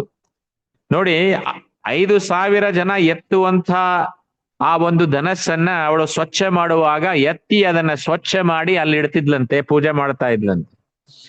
ಅವನು ಯೋಚನೆ ಮಾಡಿದ, ಅಕಸ್ಮಾತ್ ಆಗಿ ಈ ಸೀತೆ ಇಷ್ಟು ಬಲಿಷ್ಠರಾಗಿದ್ದಾಳೆ, ನಾಳೆ ಅಕಸ್ಮಾತ್ ಆಗಿ ಇವಳು ತನ್ನ ಗಂಡನನ್ನ ಅಪ್ಪಿಕೊಂಡ್ರೆ ಆ ಗಂಡನ ಪರಿಸ್ಥಿತಿ ಏನು ಅನ್ನುವಂಥ ಯೋಚನೆ ಬಂತು ಜನಕ ಮಹಾರಾಜನಿಗೆ. ಇಷ್ಟು ಶೌರ್ಯದಿಂದ ಇರತಕ್ಕಂಥ ಸೀತೆ, ಹಾಗಾದ್ರೆ ಸೀತೆಗೆ ಯೋಗ್ಯನಾದ ವರನನ್ನೇ ಹುಡುಕ್ಬೇಕು ಅಂತೇಳಿ ಯಾರು ಧನಸ್ಸನ್ನ ಎತ್ತಿ ಹಗ್ಗವನ್ನ ಕಟ್ತಾರೆ ಅಂತವನಿಗೆ ಮಾತ್ರ ಸೀತೆಯನ್ನ ಕೊಡಬೇಕು ಅಂತ ಹೇಳಿ ಯೋಚನೆ ಮಾಡ್ತಾ ಇದ್ದಂತೆ. ನೋಡಿ ಎಂತ ಅದ್ಭುತವಾದ ಸೀತೆ. ರಾವಣನನ್ನ ಕರ್ಕೊಂಡು ಹೋದಾಗ ಸೀತೆ ರಾವಣನ ಆರಾಮಾಗಿ ಕೊಲ್ಬಹುದಿತ್ತಂತೆ. ಆದ್ರೆ ರಾಮನಿಗೆ ಆ ಗೌರವ ಸಲ್ಬೇಕು, ರಾಮ ಬಂದು ನನ್ನ ಕರ್ಕೊಂಡು ಹೋಗ್ಬೇಕು ಅನ್ನುವಂತ ಉದ್ದೇಶದಿಂದ ಸೀತೆ ಅಶೋಕವನದಲ್ಲಿ ಹಾಗೆ ಕೂತಿದ್ಲು. ಆ ಕತೆ ಬರುತ್ತೆ, ರಾಮಾಯಣದಲ್ಲಿ ಬರುತ್ತೆ. ಆದ ಕಾರಣ ಜನಕ ಮಹಾರಾಜ ಯೋಚನೆ ಮಾಡಿದ, ನಾನು ಸ್ವಯಂವರವನ್ನೇ ಏರ್ಪಾಡು ಮಾಡ್ತೀನಿ. ಯಾರು ಆ ಒಂದು ಧನಸ್ಸನ್ನ ಎತ್ತಿ ಹಗ್ಗವನ್ನ ಕಟ್ತಾರೆ ಅವನಿಗೆ ಮಾತ್ರ ನಾನು ಸೀತೆಯನ್ನ ಕೊಡಬಹುದು ಅಂತ ಹೇಳಿ. ಆವಾಗಲೇ ಎಷ್ಟೋ ರಾಜರು ಬಂದು ಹೋಗಿದ್ರು. ಆ ಸ್ವಯಂವರದಲ್ಲಿ ಇಟ್ಟಂತಹ ಧನಸ್ಸನ್ನ ಅಲಗಾಡ್ಸಕ್ಕೂ ಕೂಡ ಆಗ್ಲಿಲ್ಲಂತೆ. ಆದ್ರೆ ಎಷ್ಟೋ ಜನ ಸೀತೆಯನ್ನ ಪಡಿಬೇಕು ಅಂತ ಹೇಳಿ ಬಂದವರು ಹಾಗೆ ವಾಪಸ್ ಹೋದ್ರು. ಕೆಲವು ಜನ ಮುಂದೆ ಧನಸ್ಸಿನ ಮುಂದೆ ಬಂದಾಗ ಅವರ ಶೌರ್ಯ ಅಹಂಕಾರ ಕಡಿಮೆ ಆಯಿತು, ಸಾಧ್ಯ ಆಗ್ಲಿಲ್ಲ ಎತ್ತಲಿಕ್ಕೆ. ಹಗ್ಗ ಕಟ್ಟುವುದಂತೂ ದೂರದ ಮಾತು ಅಂತ ಹೇಳ್ತಾರೆ ಇಲ್ಲಿ. ಸೊ ಆ ರಾಜರು ಇಂಥ ಧನಸ್ಸನ್ನ ಇವನು ಇಟ್ಟು ಸ್ವಯಂವರ ಏರ್ಪಾಡು ಮಾಡಿದಾನಲ್ಲ, ಇವನಿಗೆ ಬುದ್ಧಿ ಕಲಿಸ್ಬೇಕು ಜನಕ ಮಹಾರಾಜನಿಗೆ ಅಂತ ಹೇಳಿ ಅವರೆಲ್ಲರೂ ಕೂಡ, ರಾಜರೆಲ್ಲರೂ ಬಂದವರು ಮಿಥಿಲೆಯನ್ನ ಆವರಿಸ್ತಾರಂತೆ. ಆವರಿಸಿ ಈ ಜನಕರಾಜನ ಸೊಕ್ಕು ಮುರಿಬೇಕು ಅಂತ ಹೇಳಿ ಆವರಿಸಿದಾಗ ಎಲ್ಲಾ ಸಂಪನ್ಮೂಲಗಳೆಲ್ಲ ಮುಗಿದು ಹೋಗುತ್ತೆ ಜನಕನ ರಾಜ್ಯದಲ್ಲಿರ್ತಕ್ಕಂಥವ್ರು.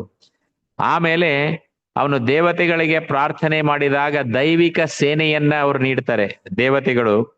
ಆವಾಗ ಎಲ್ಲಾ ರಾಜರು ಕೂಡ ಎಲ್ಲಾ ದಿಕ್ಕುಗಳಲ್ಲಿ ಆ ಸೇನೆ ಹೋಗತ್ತೆ, ರಾಜರೆಲ್ಲರೂ ಕೂಡ ಓಡಿ ಹೋಗ್ತಾರಂತೆ.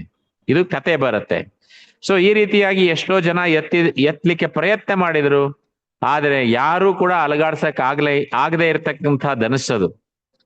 ಆವಾಗ ಜನಕ ಮಹಾರಾಜ ಇಬ್ರು ರಾಜಕುಮಾರರನ್ನ ನೋಡ್ತಾ ಇದ್ದಾನೆ.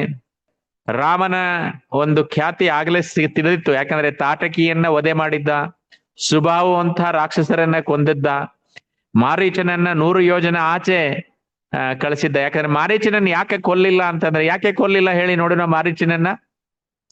ಯಾಕಂದ್ರೆ ಮಾರೀಚ ಮುಂದೆ ಮಾಯಾಮೃಗವಾಗಿ ಬರಬೇಕಾಗಿತ್ತು. ಮಾರೀಚ ರಾವಣ ಬಂದು, ನೋಡು ನಾನು ಸೀತೆಯನ್ನ ಅಪಹರಣ ಮಾಡ್ತಾ ಇದ್ದೀನಿ, ನೀನು ಮಾಯಾಮೃಗವಾಗಿ ಬಂದು ಅಲ್ಲಿ ಬಾ, ಅರಣ್ಯದಲ್ಲಿ ದಂಡಕಾರಣ್ಯದಲ್ಲಿದ್ದಾಗ ಬಾ, ನೀನು ಮಾಯಾ ಜಿಂಕಿಯಾಗಿ ಸೀತೆಯ ಮುಂದೆ ಓಡಾಡು, ನಾನು ಸೀತೆಯ ಹತ್ರ ಹೋಗಿ ಭಿಕ್ಷೆ ಬೇಡಿ ಅವಳನ್ನ ಅಪಹರಣ ಮಾಡ್ತೀನಿ ಅಂದಾಗ ಅವನು ಹೇಳ್ತಾನೆ, ರಾಮನ ಶಕ್ತಿ ನಿನಗೆ ಗೊತ್ತಿಲ್ಲ ಅಂತ ಹೇಳ್ತಾನೆ ಅವನು. ಮಾರೀಚ ಒಂದೇ ಬಾಣದಲ್ಲಿ 1500 ಕಿಲೋಮೀಟರ್ ಹಾಕಿದ್ದ ಅವನು.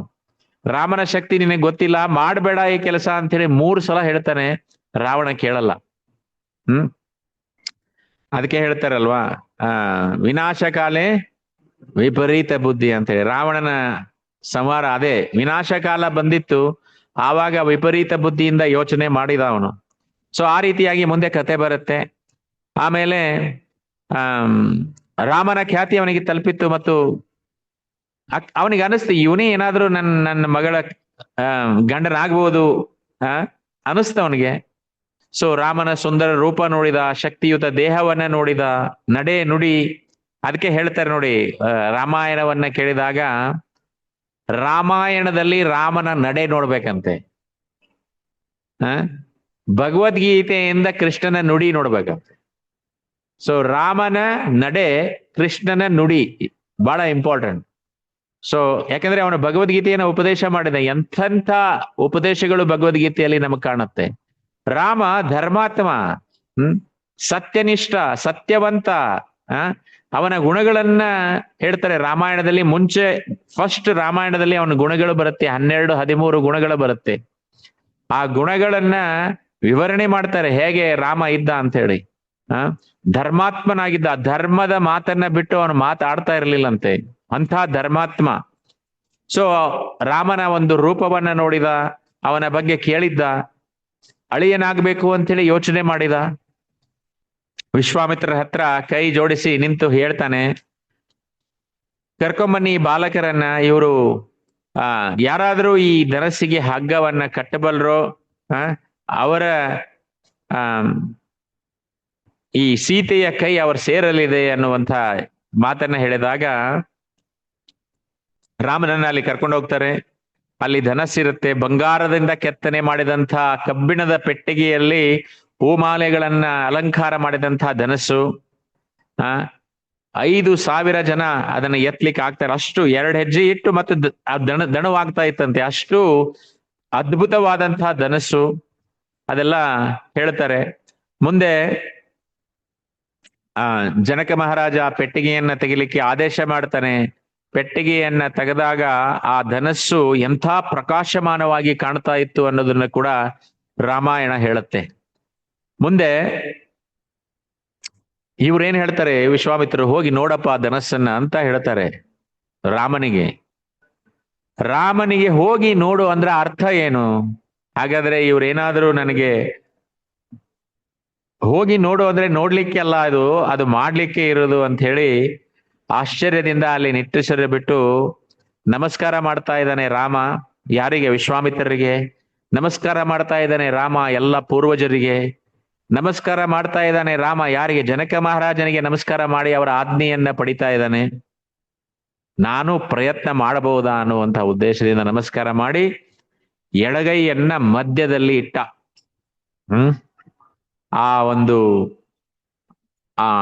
ಅದ್ಭುತವಾದ ಧನಸ್ಸನ್ನ ಮಧ್ಯದಲ್ಲಿ ಇಟ್ಟು ಆರಾಮಾಗಿ ಎತ್ತಾ ಇದ್ದಾನೆ. ಒಂದು ಚೂರು ಕೂಡ ದಣವು ಅನ್ನೋದಿಲ್ಲ, ಭಾರ ಅನ್ನೋದಿಲ್ಲ, ಆರಾಮಾಗಿ ಎತ್ತಿದ. ಆ ಧನಸ್ಸನ್ನ ಎತ್ತಿ ಹಿಡಿದ. ಧನಸ್ಸನ್ನ ಎತ್ತಿ ಹಿಡಿದು ಮಧ್ಯದಲ್ಲಿ ಇಟ್ಟಿದ್ದಾನೆ, ಆ ಟೇಬಲ್ ಮೇಲೆ ಇಟ್ಟಿದ್ದಾನೆ. ಇನ್ನೇನು ಹಗ್ಗವನ್ನ ಕಟ್ಟಬೇಕು ಅನ್ನುವ ಟೈಮ್ನಲ್ಲಿ ಎಲ್ಲರೂ ಕೂಡ ಅಲ್ಲಿ ಎಂತ ಈ ಚಿಕ್ಕ ಬಾಲಕ ಹೇಗೆ ಎತ್ಬಿಟ್ಟ, ಎಂತ ಅದ್ಭುತವಾದ ಕೆಲಸ, ಇವನಿಗೇನು ಎತ್ತಿಕ್ಕೆ ಆಗದಿಲ್ಲ ಅಂತ ತಿಳ್ಕೊಂಡಿದ್ರು ಎಲ್ಲರೂ ಅಲ್ಲಿ ಜನ. ಇವನೇನ್ ಎತ್ತನ ಅಂತ ತಿಳ್ಕೊಂಡಿದ್ರು. ಆದ್ರೆ ಎತ್ತಿಬಿಟ್ಟ. ಎತ್ತಿನ ಹಗ್ಗವನ್ನ ಕಟ್ಟಬೇಕು ಅಂತ ಹೇಳಿದಾಗ ಅದನ್ನ ಮೇಲಿನಿಂದ ಬಾಗಿಸ್ತಾ ಇದ್ದಾನೆ. ಆ ಧನಸ್ಸು ಮುರಿದೋಯ್ತು. ಆ ಮುರಿದಾಗ 3 ಲೋಕಗಳಿಗೆ ಆ ಶಬ್ದ ಕೇಳಿಸ್ತಂತೆ. ಅಷ್ಟು ದೊಡ್ಡದಾದಂತಹ ಶಬ್ದ. ಆವಾಗ ಸಭೆಯಲ್ಲಿ ಸಂಪೂರ್ಣವಾಗಿ ನಿಶ್ಶಬ್ದತೆ. ಆಮೇಲೆ ರಾಮನ ಶಕ್ತಿಯ ವ್ಯಾಪ್ತಿಯನ್ನ ತಿಳಿದ್ರು ವಿಶ್ವಾಮಿತ್ರರು ನಗತಾ ಇದ್ರಂತೆ. ಆ ಧನಸ್ಸು ಮುರಿದಕ್ಕೆ ಜನಕ ಮಹಾರಾಜನಿಗೆ ದುಃಖ ಆಗ್ಲಿಲ್ಲಂತೆ. ದುಃಖ ಆಗ್ಲಿಲ್ಲ ಅವನಿಗೆ. ಧನಸ್ಸು ಮುರಿದಾಗ ಸಂತೋಷ ಆಯ್ತಂತೆ ಜನಕ ಮಹಾರಾಜನಿಗೆ. ಅಲ್ಲಿ ಮೇಲ್ಗಡೆ ಒಂದು ಜಾಗ ಮಾಡಿರ್ತಾರೆ, ಅಲ್ಲಿ ಸೀತೆ ಮಾಲೆಯನ್ನ ಹಿಡ್ಕೊಂಡು ನಿಂತಿರ್ತಾಳೆ. ಮಾಲೆಯನ್ನ ಹಿಡ್ಕೊಂಡು ನಿಂತಾಗ ಅವಳು ಸಹಜವಾದ ರಾಮನತ್ತೆ ಒಂದು ಆಕರ್ಷಣೆಯನ್ನ ಅನುಭವಿಸ್ತಾಳೆ. ಅಲ್ಲಿವರೆಗೂ ಕೂಡ ಯಾರು ಅದನ್ನ ಎತ್ತಕ್ ಬಂದಿದ್ರು ಧನಸ್ಸು, ಯಾರ ಮೇಲೂ ಆಸಕ್ತಿ ಇರ್ಲಿಲ್ಲಂತೆ ಸೀತೆಗೆ. ಯಾಕಂದ್ರೆ ಎಷ್ಟೋ ಬಲಿಷ್ಠರವಾದಂತಹ ರಾಜರು ಬಂದಿದ್ರು, ಅವರು ಅಹಂಕಾರಿಗಳಾಗಿದ್ರು ಅನ್ನುವಂಥ ಮಾತನ್ನ ಸೀತೆ ತಿಳ್ಕೊಂಡೋಗಿದ್ಲು. ಸೊ ಸೀತೆಯಲ್ಲಿ ಒಂದು ಭಕ್ತಿ ಇತ್ತು. ಸೀತೆಯಲ್ಲಿ ಭಕ್ತಿ, ಯಾಕಂದ್ರೆ ಸಾಕ್ಷಾತ್ ಲಕ್ಷ್ಮೀ ದೇವಿ ಅವಳು. ನೀವು ನೋಡಿದಾಗ ಲಕ್ಷ್ಮಿ ಯಾವಾಗಲೂ ಕೂಡ ಸೇವೆಯಲ್ಲಿ ನಿರತರಾಗಿರ್ತಾಳೆ. ಪಾದ ಸೇವನಂ, ಲಕ್ಷ್ಮಿ ಯಾವಾಗಲೂ ಪಾದ ಸೇವನೆಯಲ್ಲಿ, ವಿಷ್ಣುವಿನ ಪಾದ ಸೇವನೆಯಲ್ಲಿ ನಿರತರಾದಂಥವಳು. ಭಕ್ತಿ ಅನ್ನೋದು ಅವಳಿಂದ ಕಲಿಬೇಕು. ಅವಳು ಯಾವಾಗ್ಲೂ ನನ್ ವಿಷ್ಣುವೇ ನನ್ನ ಪತಿ ಆಗ್ಲಿ ಅನ್ನುವಂಥ ವಿಚಾರದಿಂದ ಇದ್ದವಳು, ಪ್ರಾರ್ಥನೆ ಮಾಡ್ತಾ ಇದ್ದವಳು. ಯಾವಾಗ ರಾಮ ಧನಸ್ಸಿನತ್ತ ಸಾಗ್ತಾ ಇರೋದನ್ನ ನೋಡಿ ಅವಳ ಪ್ರೀತಿ ಇನ್ನೂ ಜಾಗೃತವಾಗತ್ತೆ. ಹ್ಮ್ ಇವನೇ ವಿಷ್ಣು ಇರಬಹುದಾ ಅನ್ನುವಂಥ ಯೋಚನೆ ಕೂಡ ಅವಳಲ್ಲಿ ಬರುತ್ತಂತೆ. ರಾಮ ಯಾವಾಗ ಧನಸ್ಸಿನ ಹತ್ರ ಹೋಗ್ತಾನೆ, ಇವನೇ ವಿಷ್ಣು ಇರಬಹುದಾ ಅಂತ ಯೋಚನೆ, ಪ್ರೀತಿಯ ಭಾವದಿಂದ ಲೀನ ಆಗ್ತಾ ಇದ್ದಾಳೆ, ಚಿಂತೆಯಿಂದ ತುಂಬ್ತಾ ಇದ್ದಾಳೆ. ಅವಾಗ ರಾಮನ ಧನಸ್ಸಿಗೆ ಹಗ್ಗ ಹಾಕ್ತಾನ ಅನ್ನುವಂಥ ಆತಂಕ ಕೂಡ ಅವಳಲ್ಲಿ ಇತ್ತು. ಅವಳು ವಿವಾಹ ಮಾಲೆಯನ್ನ ನಡುಗುತ್ತಿರುವ ಕೈಯಲ್ಲಿ ಹಿಡ್ಕೊಂಡು ನಿಂತಿದ್ಲಂತೆ ರಾಮ ಅಲ್ಲಿ ಹೋದಾಗ. ಆವಾಗ ರಾಮ ಎತ್ತಿ ಅದನ್ನೇನ್ ಎತ್ತಿದ ಅದನ್ನ ಹಗ್ಗವನ್ನ ಕಟ್ಟುವಾಗ ಮುರಿದ, ಅವಾಗ ನಿಟ್ಟುಸಿರು ಬಿಟ್ಲಂತೆ ಅವಳು. ಮುಂದೆ ಅಲ್ಲಿ ಬಂಗಾರದ ಹೂಮಾಲೆಯನ್ನ ಹಿಡ್ಕೊಂಡು ನಿಂತಿದ್ದಾಳೆ. ಜನಕ ಮಹಾರಾಜ ಆಶ್ಚರ್ಯದಿಂದ ತುಂಬಿದ ವಿಶ್ವಾಮಿತ್ರರ ಕಡೆ ತಿರುಗಿ ನೋಡ್ತಾ ಇದ್ದಾನೆ. ನಾನು ಇವಾಗ ರಾಮನ ಶಕ್ತಿಯನ್ನ ಕಣ್ಣಾರೆ ಕಂಡೆ ಅಂತ ಹೇಳ್ತಾ ಇದ್ದಾನೆ ಜನಕ ಮಹಾರಾಜ. ಮುಂದೆ ಅವನ ಸಾಧನೆ ತುಂಬಾ ಆಶ್ಚರ್ಯಕರವಾಗಿದೆ. ರಾಮನನ್ನ ಪತಿಯಾಗಿ ಪಡೆದಂತಹ ಸೀತೆ ನನ್ನ ವಂಶಕ್ಕೆ ಒಂದು ಅಪಾರವಾದಂತಹ ಖ್ಯಾತಿಯನ್ನ ತರ್ತಾಳೆ ಎನ್ನುವಂಥ ಆ ಒಂದು ದೃಢ ನಿಶ್ಚಯ ಜನಕ ಮಹಾರಾಜನಲ್ಲಿ ಇದೆ. ಕಣ್ಣಲ್ಲಿ ನೀರು ತುಂಬಿದೆ. ಯಾರು ಕೂಡ ಈ ಧನಸ್ಸನ್ನ ಅಳಗಾಡ್ಸ್ಲಿಕ್ಕೂ ಕೂಡ ಆಗ್ಲಿಲ್ಲ. ರಾಮ ಸುಲಭವಾಗಿ ಎತ್ತಿದ. ಎಂಥ ಕಡ್ಡಿಯಂತೆ ನಡೆಸಿದ ಜನಕ ಮಹಾರಾಜ. ಸೀತೆ ಕಡೆ ನೋಡ್ತಾನೆ, ಈ ತರ ಸೀತೆ ಮಾಲೆ ಹಿಡಿದು ನಿಂತಿದ್ದಾಳೆ. ಆವಾಗೆಲ್ಲ ಕಣ್ಣಿನಿಂದ ಮಾತಾಡ್ತಾ ಇದ್ರಂತೆ. ಕಣ್ಣಿನಿಂದ ಹಿಂಗ್ ನೋಡಿದಾಗ ಸೀತೆ ಮಾಲೆ ಹಿಡಿದು ನಿಂತಿದ್ದಾಳೆ ಮೇಲ್ಗಡೆ. ಆ ಮಾಲೆಯನ್ನ ಹಿಡ್ಕೊಂಡು ಕೆಳಗಡೆ ಬಂದ್ಲು ಸೀತೆ ಕೆಳಗಡೆ ಬಂದು ತನ್ನ ತಂದೆಯ ಪಕ್ಕ ನಿಲ್ತಾ ಇದ್ದಾಳೆ. ಆನಂದದ ಬಾಷ್ಪ ಇಬ್ಬರಲ್ಲಿ ತುಂಬಿದೆ. ಇನ್ನೇನು ನೋಡಿ ಹೇಳ್ತಾನೆ, ಬಂಗಾರದ ಮಾಲೆಯನ್ನ ಹಾಕಿ ತಗೊಂಡ್ಬಂದಿದ್ದಾಳೆ ಕೆಳಗಡೆ. ಕೆಂಪು ರೇಷ್ಮೆ ಸೀರೆ, ಅಲ್ಲಿ ಸೀತೆಯ ಬಗ್ಗೆ ವರ್ಣನೆಯನ್ನ ಮಾಡ್ತಾರೆ. ಕೆಂಪು ರೇಷ್ಮೆ ಸೀರೆಯಲ್ಲಿ ಮುತ್ತಿನ ಹಾರ, ಇದೆಲ್ಲ ಅವಳ ನಡೆಯುವಾಗ ಕಾಲಿನ ನುಪುರಗಳು, ಅದರ ಬಗ್ಗೆ ಎಲ್ಲ ವರ್ಣನೆಯನ್ನ ಕೊಟ್ಟಿದ್ದಾರೆ. ಅವಳು ಲಜ್ಜೆಯಿಂದ ರಾಮನ ಕಡೆ ನೋಡ್ತಾ ಇದ್ದಾಳೆ. ಇಬ್ಬರ ಹೃದಯ ಪ್ರೀತಿಯಿಂದ ತುಂಬ್ತಾ ಇದೆ. ಆವಾಗ ಆ ಸಂಬಂಧ, ವಿಷ್ಣು ಮತ್ತು ಲಕ್ಷ್ಮಿಯ ಸಂಬಂಧ ಅಲ್ಲಿ ಗಾಢವಾಗಿ ಕಾಣ್ತಾ ಇದೆ. ಮುಂದೆ ನೋಡಿ, ರಾಮ ತುಂಬಾ ಎತ್ತರ, ಸೀತೆ ಸ್ವಲ್ಪ average height, may be 5 feet 2 inch, Rama 7 feet. ರಾಮನಿಗೆ ಮಾಲೆ ಹಾಕಕ್ ಆಗ್ತಾ ಇಲ್ಲ ಅವಳಿಗೆ. ರಾಮ ಈಸಿಯಾಗಿ ಸೀತೆಗೆ ಮಾಲೆ ಹಾಕಿಬಿಟ್ಟ. ಅದನ್ನ ಮೇಲೆ ಆಸನದ ಮೇಲೆ ಕುಳಿತಂತ ಲಕ್ಷ್ಮಣ ನೋಡಿದ. ರಾಮನಿಗೆ ಮಾಲೆ ಹಾಕಕ್ ಸೀತೆಗೆ ಆಗ್ತಾ ಇಲ್ಲ ಅಂದಾಗ ತಟ್ಟಂತೆ ಎದ್ದು ಹೋಗಿ ರಾಮನಿಗೆ ನಮಸ್ಕಾರವನ್ನ ಮಾಡ್ತಾ ಇದ್ದಾನೆ. ರಾಮ ಲಕ್ಷ್ಮಣನನ್ನ ಎಬ್ಬಸ್ಲಿಕ್ಕೆ ಅವನು ಬಗ್ಗಿದಾನೆ. ಲಕ್ಷ್ಮಣ ಬಗ್ಗಿದಾನೆ, ಯಾಕಂದ್ರೆ ಯಾರಾದ್ರೂ ನಮಸ್ಕಾರ ಮಾಡಿದ್ರೆ ಅವ್ರನ್ನ ಎಬ್ಬಸ್ಬೇಕಲ್ವಾ. ಸೊ ಅವಾಗ ರಾಮ ಬಗ್ಗಿದ ಲಕ್ಷ್ಮಣನನ್ನ ಎಬ್ಬಸ್ಲಿಕ್ಕೆ ಸೀತೆ ಮಾಲೆಯನ್ನ ಹಾಕ್ತಾಳೆ. ಎಂತ ಅದ್ಭುತವಾದಂತ ದೃಶ್ಯ, ಆ ಕಣ್ಣಾರೆ ಕಾಣ್ಬೇಕದನ್ನೇ. ಸೊ ಸೀತೆ ರಾಮನಿಗೆ ಮಾಲೆಯನ್ನ ಹಾಕ್ತಾ ಇದ್ದಾಳೆ. ಸೊ ಆ ಸೀತಾ ರಾಮನ ಕಂಠದಲ್ಲಿ ಮಾಲೆಯನ್ನ ಹಾಕಿ ಅವನನ್ನ ಪತಿಯಾಗಿ ಅಂಗೀಕರಿಸ್ತಾ ಇದ್ದಾಳೆ. ನಂತರ ನಿಧಾನವಾಗಿ ತಂದೆ ಹತ್ರ ಹೋಗ್ತಾ ಇದ್ದಾಳೆ.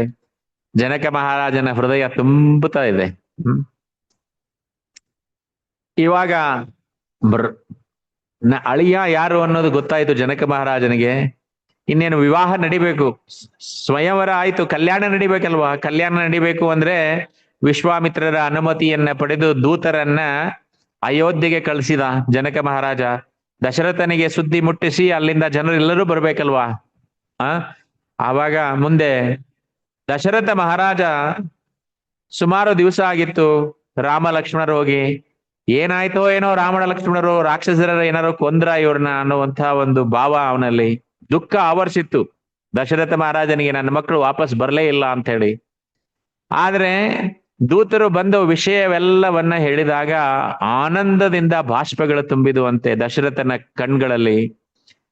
ಕ್ಷೇಮವಾಗಿದ್ದಾರೆ ಅಂತ ಹೇಳಿ ತಿಳ್ಕೊಂಡ, ತುಂಬಾ ಸಂತೋಷ ಪಟ್ಟ. ಇನ್ನೇನು ವಿವಾಹದ ಸುದ್ದಿಯನ್ನು ಕೂಡ ಕೇಳಿದ, ತುಂಬಾ ಸಂತೋಷ ಪಟ್ಟ. ಸೀತೆಯನ್ನ ವರಿಸಿಕೊಂಡಿದ್ದಾನೆ ಅನ್ನುವಂತ ಸುದ್ದಿಯನ್ನ ಕೇಳಿ ಜನಕ ಮಹಾರಾಜನ ಜೊತೆ ನಮ್ಮ ಸಂಬಂಧ ಆಗ್ತಾ ಇದೆ ಅನ್ನುವಂಥ ಕೂಡ ಸಂತೋಷ ಕೂಡ ಪಟ್ಟ. ಮುಂದೆ ದಶರಥನ ಮದುವೆಯ ರಾಮನ ಮದುವೆ ವಿಚಾರದಲ್ಲಿ ಬಂದಾಗ ವಿಶ್ವಾಮಿತ್ರರು ಬಂದದ್ದನ್ನು ಕೂಡ ನೆನಪಿಸಿಕೊಂಡ.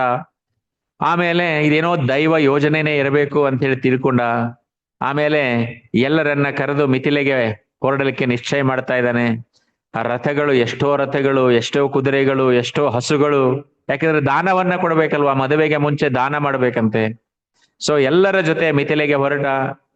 ಜನಕ ಮಹಾರಾಜ ಅವರನ್ನ ಆತ್ಮೀಯವಾಗಿ 5 ದಿನ ಪ್ರಯಾಣ ಮಾಡ್ತಾರೆ. ಬರುವಾಗ ದೂತರು 3 ದಿವಸ, ಹೋಗುವಾಗ ಇದೆಲ್ಲವನ್ನ ಕರ್ಕೊಂಡು ಹೋಗ್ಬೇಕಲ್ವಾ, 5 ದಿವಸ ಪ್ರಯಾಣ ಮಾಡಿದರು. ಜನಕ ಮಹಾರಾಜ ಆತ್ಮೀಯವಾಗಿ ಸ್ವಾಗತ ಮಾಡ್ತಾ ಇದ್ದಾನೆ. ಇಬ್ಬರು ಕೂಡಿ ವಿವಾಹದ ಬಗ್ಗೆ ಚರ್ಚನೆ ಮಾಡಿದರು.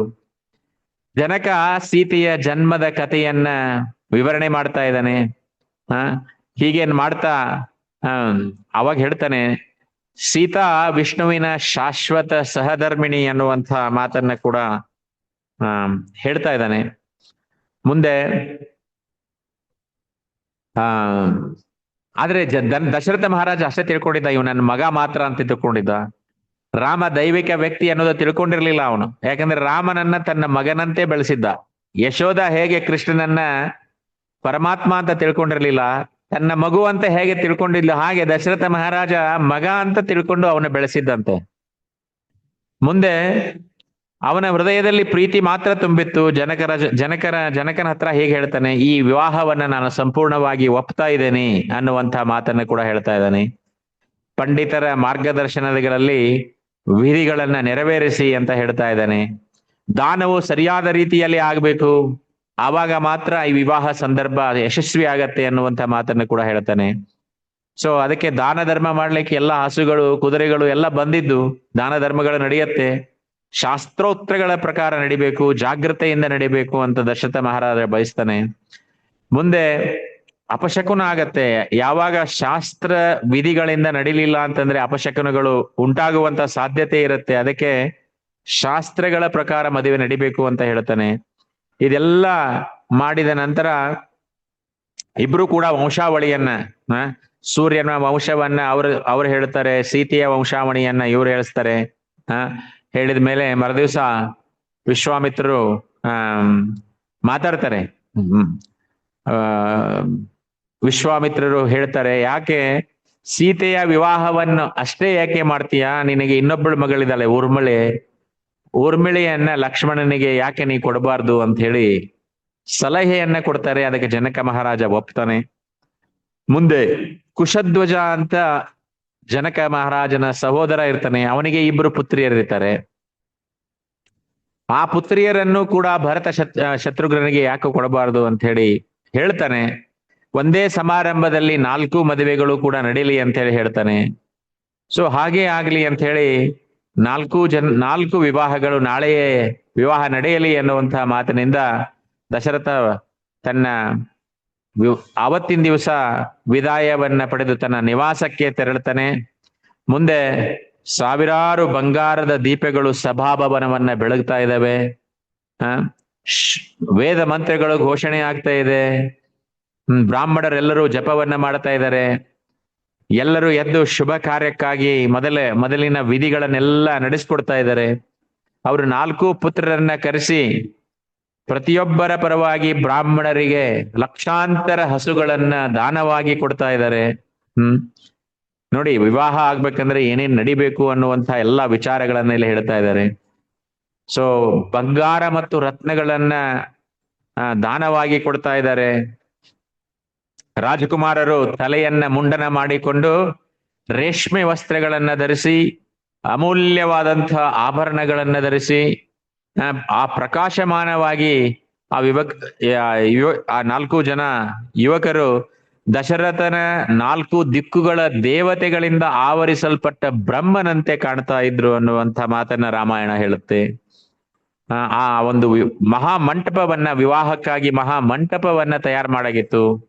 ಎಂಥ ಅಲಂಕಾರ ಅಲ್ಲಿ ನೋಡಿದ್ರೆ, ಅದ್ಭುತವಾದಂತಹ ಅಲಂಕಾರ, ಸುಗಂಧಮಯವಾದಂಥ ಹೂಗಳು, ಮಾಲೆಗಳು, ಆ ಧೂಪದ ಪರಿಮಳ ಎಲ್ಲ ಕಡೆ ತುಂಬಿತ್ತು. ಬಂಗಾರದಂಥ ಆಸನಗಳು, ದೊಡ್ಡ ಮಂಚಗಳು ಯಜ್ಞ ವೇದಿಕೆಯ ಸುತ್ತಲೂ ಕೂಡ ಇಟ್ಟಿದ್ರು. ಯಾಕಂದ್ರೆ ಎಷ್ಟೋ ರಾಜರು, ಸುತ್ತಮುತ್ತಲಿನ ರಾಜರು ಎಲ್ಲರೂ ಕೂಡ ಬಂದಿದ್ರು. ಅವರೆಲ್ಲ ಕೂತ್ಕೊಳ್ಳಿಕ್ಕೆ ಆಸನಗಳ ವ್ಯವಸ್ಥೆ ಮಾಡಲಾಗಿತ್ತು. ಎಂಥ ಅದ್ಭುತವಾದ ಮಂಟಪ ಅಂದ್ರೆ ಸಂತೋಷದ ಭರಿತವಾದಂತಹ ಜನರಿಂದ ತುಂಬಿ ರಾಮ ಮತ್ತು ಸೀತೆಯರಿಗೆ ಜಯವಾಗಲಿ ಎನ್ನುವಂತಹ ಘೋಷಣೆಗಳಿಂದ ತುಂಬಿತ್ತು. ಇದೆಲ್ಲ ಕೂಡ ರಾಮಾಯಣದಲ್ಲಿ ಬರುತ್ತೆ. ನಾನು ಸಂಕ್ಷಿಪ್ತವಾಗಿ ಏನೇನ್ ತಗೋಬೇಕು ಮಾತ್ರ ಅಷ್ಟು ತಗೊಂಡು ಇಲ್ಲಿ ಹಾಕ್ತಾ ಇದ್ದೇನೆ. ಬ್ರಾಹ್ಮಣರು ಯಜ್ಞ ವೇದಿಕೆಯ ಸುತ್ತ ಕುಳಿತು ವೇದ ಮಂತ್ರಗಳನ್ನ ಪಠಣೆ ಮಾಡ್ತಾ ಇದ್ರು. ಸಂಗೀತ ವಾದ್ಯಗಳು ವಾದಿಸ್ತಾ ಇದ್ದು. ಇದೆಲ್ಲ ಕೂಡ ದೇವತೆಗಳು ಆಚರಿಸುವ ಸ್ವರ್ಗೀಯ ಹಬ್ಬದಂತೆ ಕಾಣ್ತಾ ಇತ್ತು. ಸ್ವರ್ಗದಲ್ಲಿ ನಡೀತಾ ಇದೆಯಾ ಮದುವೆ ಅಂತ ಹೇಳಿ ಆ ರೀತಿಯಾಗಿ ಕಾಣುವಂತಹ ದೃಶ್ಯ ಆವರಿಸಿತ್ತು ಅನ್ನುವಂತ ಮಾತನ್ನ ಹೇಳ್ತಾರೆ. ಆಮೇಲೆ ದಶರಥ ಮತ್ತು ಅವರ ಪುತ್ರರು ಯಜ್ಞದ ಬಳಿಗೆ ಬರ್ತಾರೆ. ಸೀತಾ ಮತ್ತು ಇತರ 3 ರಾಜಕುಮಾರಿಯರು ಕೂಡ ಪ್ರವೇಶ ಮಾಡ್ತಾರೆ. ರಾಜಕುಮಾರರು ತಮ್ಮ ಭವಿಷ್ಯದ ಪತ್ನಿಯರ ಸೌಂದರ್ಯದಿಂದ ಮೋಹಿತರಾಗ್ತಾರೆ. ರೇಷ್ಮೆ ವಸ್ತ್ರಗಳು, ಆಭರಣಗಳು, ಬಂಗಾರದ ಅಲಂಕಾರಗಳಿಂದ ಅವರು ಸಾಕ್ಷಾತ್ ದೇವತೆಗಳಂತೆ ಕಾಣ್ತಾ ಇದ್ರಂತೆ. ಅವರು ವರರ ಎದುರು ಕುಳಿತುಕೊಂಡಾಗ ವಶಿಷ್ಠರು ತಕ್ಷಣವೇ ವಿವಾಹ ವಿಧಿಗಳನ್ನ ಪ್ರಾರಂಭ ಮಾಡ್ತಾರೆ. ಜನಕ ಭಾವನಾವಶನಾಗಿ ಹೀಗೆ ಹೇಳ್ತಾನೆ, ರಾಮ, ನನ್ನ ಮಗಳಾದ ಸೀತೆ ನಿನ್ನ ಧಾರ್ಮಿಕ ಕರ್ತವ್ಯಗಳಲ್ಲಿ ಸಹಾಯ ಮಾಡುವಳಾಗಿ ನಿನಗೆ ನೀಡುತ್ತಿದ್ದೇನೆ ಅಂತ ಹೇಳ್ತಾನೆ. ಎಂತ ಅದ್ಭುತವಾದಂತ ದೃಶ್ಯ. ಇದೇ ರೀತಿಯಾಗಿ ಮುಂದೆ ರಾಮಾಯಣದಲ್ಲಿ ರಾಮ ವನವಾಸಕ್ಕೆ ಹೋಗುವಾಗ ಒಂದು ಸಂದರ್ಭ ಬರುತ್ತೆ. ಯಾಕಂದ್ರೆ ಕೈಕೇಯಿ 2 ವರ ಕೇಳಿದ್ಲು. ಭರತ ರಾಜ ಆಗ್ಬೇಕು, ರಾಮ ವನವಾಸಕ್ಕೆ ಹೋಗ್ಬೇಕು, 14 ವರ್ಷ ವನವಾಸ. ಕೈಕೇಯಿ ಕೇಳ್ತಾಳೆ, 14 ವರ್ಷ ಯಾಕೆ ಅಂತೇಳಿ. ನಿನ್ನೆ ಯಾರು ನನಗೆ ಪ್ರಶ್ನೆ ಕೇಳಿದ್ರು, 14 ವರ್ಷ ವನವಾಸ ಯಾಕೆ, 14 ಯಾಕೆ ಚೂಸ್ ಮಾಡಿದ್ರು ಅವರು ಅನ್ನುವಂತ ಮಾತನ್ನ ಕೇಳಿದ್ರು. ಅದಕ್ಕೆ ರಾಮಾಯಣ ಹೇಳುತ್ತೆ, ನಾವು ಸುಮಾರು ಒಂದು 4-5 ವರ್ಷ ಯಾರ ಜೊತೆನೂ ಮಾತಾಡ್ಲಿಲ್ಲ ಅಂತ ತಿಳ್ಕೊಳ್ಳಿ. ಅವ್ರ ಜೊತೆ ಮಾತೇ ಇಲ್ಲ, ಫೋನ್ ನಲ್ಲಿಯೂ ಮಾತಿಲ್ಲ, ಅವ್ರು ಭೇಟಿ ಆಗಿಲ್ಲ, ಏನೂ ಇಲ್ಲ. ಅಂದ್ರೆ ಅವರನ್ನ ಮರೆಯುವಂತ ಚಾನ್ಸ್ ಇರತ್ತೆ. ಯಾಕಂದ್ರೆ ರಾಮನನ್ನ ಬಿಟ್ಟು ಅಯೋಧ್ಯೆ ಜನ 1 ನಿಮಿಷ ಕೂಡ ಇರ್ತಿರ್ಲಿಲ್ಲ ಅಂತೆ, ಅಷ್ಟು ರಾಮನ ಮೇಲೆ ಪ್ರೀತಿ. ಅಕಸ್ಮಾತ್ ಆಗಿ ಇವನು 5 ವರ್ಷದ ಮೇಲ್ಪಟ್ಟು 14 ವರ್ಷ ಹೋಗ್ಬಿಟ್ಟಂದ್ರೆ ಸಂಪೂರ್ಣವಾಗಿ ಅಯೋಧ್ಯೆಯ ಜನ ರಾಮನನ್ನ ಮರೆತು ಬಿಡ್ತಾರೆ. ಅವ್ರಿಗೆ ಅದು ಬೇಕಾಗಿತ್ತು. 14 ವರ್ಷ ರಾಮ ಈ ರಾಜ್ಯವನ್ನ ಬಿಟ್ಟು ಹೋದ್ರೆ ರಾಮನನ್ನ ಸಂಪೂರ್ಣವಾಗಿ ಅವರು ಮರೆತು ಬಿಡ್ತಾರೆ ಅನ್ನೋದಕ್ಕೋಸ್ಕರ 14 ವರ್ಷ ವನವಾಸ. ಆವಾಗ ರಾಮ ಹೋಗ್ಬೇಕಾಗಿತ್ತು. ಸೀತೆ ಬಂದು ಹೇಳ್ತಾಳೆ, ನಾನು ಕೂಡ ನಿನ್ ಜೊತೆ, ಎಲ್ಲಿ ಗಂಡ ಇರಬೇಕು ಅಲ್ಲಿ ಹೆಂಡತಿ ಇರಬೇಕು, ಅದು ಸತಿಪತಿಯರು ಕೂಡ ಇರಬೇಕು, ಅದಕ್ಕೆ ನಾನು ಕೂಡ ಬರ್ತೀನಿ ಅಂತ ಹೇಳ್ತಾಳೆ. ಈ ಧಾರ್ಮಿಕ ಕರ್ತವ್ಯಗಳಲ್ಲಿ ಸಹಾಯ ಮಾಡುವಳಾಗಿ ನಿನಗೆ ನೀಡುತ್ತಿದ್ದೇನೆ ಅನ್ನುವಂಥ ಮಾತನ್ನ ಸೀತೆ ನಡೆಸ್ಕೊಡ್ತಾಳೆ ಮುಂದೆ. ಸೊ ಅವಳು ಸದಾ ನಿನ್ನ ನೆರಳಿನಂತೆ ಅನುಸರಿಸುತ್ತಾಳೆ. ನೋಡಿ, ಅವಳು ಹೇಳ್ತಾ ಇದ್ದಾರೆ ಜನಕ ಮಹಾರಾಜ, ಸದಾ ನಿನ್ನ ನೆರಳಿನಂತೆ ಅನುಸರಿಸುತ್ತಾಳೆ. ಅವಳ ಕೈಯನ್ನು ಹಿಡಿದು ಅವಳನ್ನು ಸ್ವೀಕರಿಸು, ನಿಮ್ಮೊಬ್ಬರಿಗೂ ಆಶೀರ್ವಾದವನ್ನ ಮಾಡ್ತಾ ಇದ್ದೇನೆ ಅನ್ನುವಂತ ಮಾತನ್ನ ಹೇಳ್ತಾ ಇದ್ದಾನೆ. ಸೀತೆಯ ಕೈಯನ್ನ ತೆಗೆದುಕೊಂಡು ರಾಮನ ಕೈಯಲ್ಲಿ ಇಟ್ಟು ಜಲವನ್ನ ಹಾಕ್ತಾ ಇದ್ದಾನೆ. ಎಂತ ಅದ್ಭುತವಾದಂತಹ ದೃಶ್ಯ. ಈ ದೃಶ್ಯಗಳನ್ನ ನೀವು ನೋಡಿದಾಗ ಆ ದೃಶ್ಯಗಳು ನಿಮ್ಮ ಕಣ್ಣು ಮುಂದೆ ಬರ್ಬೇಕಂತಲ್ಲ. ರಾಮನ ವಿವಾಹ ಸಂಸ್ಕಾರ ನಡೀತಾ ಇದೆ, ಕಲ್ಯಾಣ, ಸೀತಾರಾಮ ಕಲ್ಯಾಣ ನಡೀತಾ ಇದೆ, ನೀವು ಕೂಡ ಅಲ್ಲಿ ಕೂತ್ಕೊಂಡು ನೋಡ್ತಾ ಇದ್ದೀರಾ ಅನ್ನುವಂತ ಅನುಭವವನ್ನ ನಾವು ಪಡಿಬೇಕಂತೆ. ಅದ್ಭುತವಾದಂತಹ ಅನುಭವ ಅದು. ರಾಮನ ಸೀತೆಯ ಕೈ ತಗೊಂಡು ರಾಮನ ಕೈಯಲ್ಲಿ ಇಟ್ಟು ಜಲವನ್ನ ಜನಕ ಮಹಾರಾಜ ಹಾಕಿದಾಗ ಅವನಲ್ಲಿ ಒಂದು ದುಃಖ ಇತ್ತು. ಅಷ್ಟೇ ಅಲ್ಲ, ದುಃಖದ ಜೊತೆ ಸಂತೋಷ ಇತ್ತು. ನನಗೆ ಅದ್ಭುತವಾದಂತಹ ಅಳಿಯ ಸಿಕ್ಕ, ದಶರಥ ಮಹಾರಾಜನ ವಂಶದ ಜೊತೆ ನನಗೆ ಸಂಬಂಧ ಬೆಳೀತು ಅನ್ನುವಂಥದ್ದು. ಸೀತೆಯನ್ನ ಹೇಳ್ತಾನೆ, ಇವಳು ನಿನ್ನ ನೆರಳಿನಂತೆ ಅನುಸರಿಸ್ತಾ ಇದ್ದಾಳೆ ಅನ್ನುವಂಥ ಮಾತನ್ನ ಕೂಡ ಜನಕ ಹೇಳ್ತಾ ಇದ್ದಾನೆ. ಎಂತ ಅದ್ಭುತವಾದ ಮಾತು ನೋಡಿ. ಸೊ ಅದೇ ಸಂಸ್ಕಾರಗಳು ಕೂಡ ಇವತ್ತಿನ ದಿವಸ ಮದುವೆಯಲ್ಲಿ ಇದೆ. ಮದುವೆ ಮಾಡುವಾಗ ಹೆಣ್ಣು ಒಪ್ಪಿಸುವುದು ಅಂತಾರೆ. ನಮ್ ಕಡೆ ಆಕ್ಚುಲಿ ಹೆಣ್ಣು ಒಪ್ಪಿಸುವುದು ಅಂತೇಳಿ. ಹೆಣ್ಣು ಒಪ್ಪಿಸುವುದು ಅಂದ್ರೆ ತಂದೆ ಮತ್ತು ಮನೆಯಲ್ಲಿರ್ತಕ್ಕಂಥ ಹಿರಿಯರು ಎಲ್ಲರೂ ಕೂಡ ವರನ ಕಡೆ ಎಲ್ಲರೂ ತಂದೆ ತಾಯಿಯರು ಮತ್ತು ಆ ಕಡೆ ಹಿರಿಯರಿರ್ತಕ್ಕಂಥವ್ರನ್ನ ಕೂಡಿಸ್ಬಿಟ್ಟು ಗಂಡನ ತೊಡೆಯ ಮೇಲೆ ಹೆಂಡತಿಯನ್ನ ಕೂಡಿಸ್ಬಿಟ್ಟು ಅವರ ಕೈಯಲ್ಲಿ ಸಕ್ಕರೆಯನ್ನ ಹಾಕಿ, ನನ್ನ ಮಗಳನ್ನ ಚೆನ್ನಾಗಿ ಬೆಳೆಸಿದ್ದೀನಿ ಇಲ್ಲಿವರೆಗೆ, ನಾನು ಚೆನ್ನಾಗಿ ನೋಡ್ಕೊಂಡು ಬಂದಿದ್ದೇನೆ. ಇವತ್ತಿನ ದಿವಸ ನಾನು ನನ್ನ ಮಗಳನ್ನ ನಿಮ್ಮ ಉಡಿಗೆ ಹಾಕ್ತಾ ಇದ್ದೇನೆ, ದಯವಿಟ್ಟು ಚೆನ್ನಾಗಿ ನೋಡಿಕೊಳ್ಳಿ ಅನ್ನುವಂತ ಸಂದರ್ಭದಲ್ಲಿ ಕಣ್ಣಲ್ಲಿ ನೀರು ನೋಡ್ಬೇಕು ನೀವು. ಆ ಎರಡು ಕಡೆ ಅವ್ರ ಮಾತು ಹೇಳ್ತಾರೆ, ಇದೇ ಮಾತನ್ನ ಹೇಳಿ ಆ ಹೆಣ್ಣನ್ನ ಒಪ್ಪಿಸುದು ಅಂತ ಹೇಳ್ತಾರೆ ನಮ್ ಕಡೆ. ಆ ಒಪ್ಪಿಸುವಾಗ ಈ ಸಂದರ್ಭಗಳು ನಡೀತಾನೆ ಇರುತ್ತೆ. ಅದನ್ನ ನೋಡ್ಬೇಕು ಆ ಸಂದರ್ಭಗಳನ್ನ. ಅದ್ಭುತವಾದಂತ ಅದೇ ಸಂದರ್ಭಗಳು ಕೂಡ ಇವತ್ತಿನ ದಿವಸ ನಡ್ಕೊಂಡು ಬಂದಿದೆ. ಸೊ ಅದಕ್ಕೆ ರಾಮ ಸೀತೆಯ ಕೈ ಹಿಡಿದು ಯಜ್ಞ ಅಗ್ನಿಯ ಸುತ್ತ ತಿರುಗ್ತಾ ಇದ್ದಾನೆ, ಪ್ರದಕ್ಷಿಣೆಯನ್ನ ಮಾಡ್ತಾ ಇದ್ದಾನೆ. ಆಕಾಶದಲ್ಲಿ ದೇವತೆಗಳ ಕೆಲಸ ಏನು, ಹೂಮಳೆಗಳನ್ನ ಸುರಿಸ್ತಾ ಇದ್ದಾರೆ. ಅದ್ಭುತವಾದಂತಹ ಆನಂದ ಅವರಿಗೂ ಕೂಡ. ಸಭೆಯಲ್ಲಿ ಪ್ರತಿಯೊಬ್ಬರೂ ಕೂಡ ಆನಂದದಿಂದ ಮೊಳಗಿದ್ದಾರೆ. ದಶರಥ ಮತ್ತು ಜನಕ ಇಬ್ಬರು ಕಣ್ಣೀರಿನಿಂದ ಈ ದೃಶ್ಯವನ್ನ ನೋಡ್ತಾ ಇದ್ದಾರೆ. ಪ್ರತಿಯೊಬ್ರು ಕೂಡ ಕಣ್ಣೀರಿನಿಂದ ನೋಡ್ತಾ ಇದ್ದಾರೆ. ಸೀತಾರಾಮರು ಕೈ ಹಿಡಿದು ಅಗ್ನಿಯನ್ನ ಸುತ್ತುವಾಗ ಅವಳು ಲಜ್ಜೆಯಿಂದ ತಲೆ ತಗ್ಗಿಸಿಕೊಳ್ತಾ ಇದ್ದಾಳೆ. ರಾಮ ನಗ್ತಾ ಇದ್ದಾನೆ. ಇದೆಲ್ಲ ದೃಶ್ಯ ನಿಮ್ ಕಣ್ಮುಂದೆ ಬರ್ಬೇಕು ಆವಾಗ.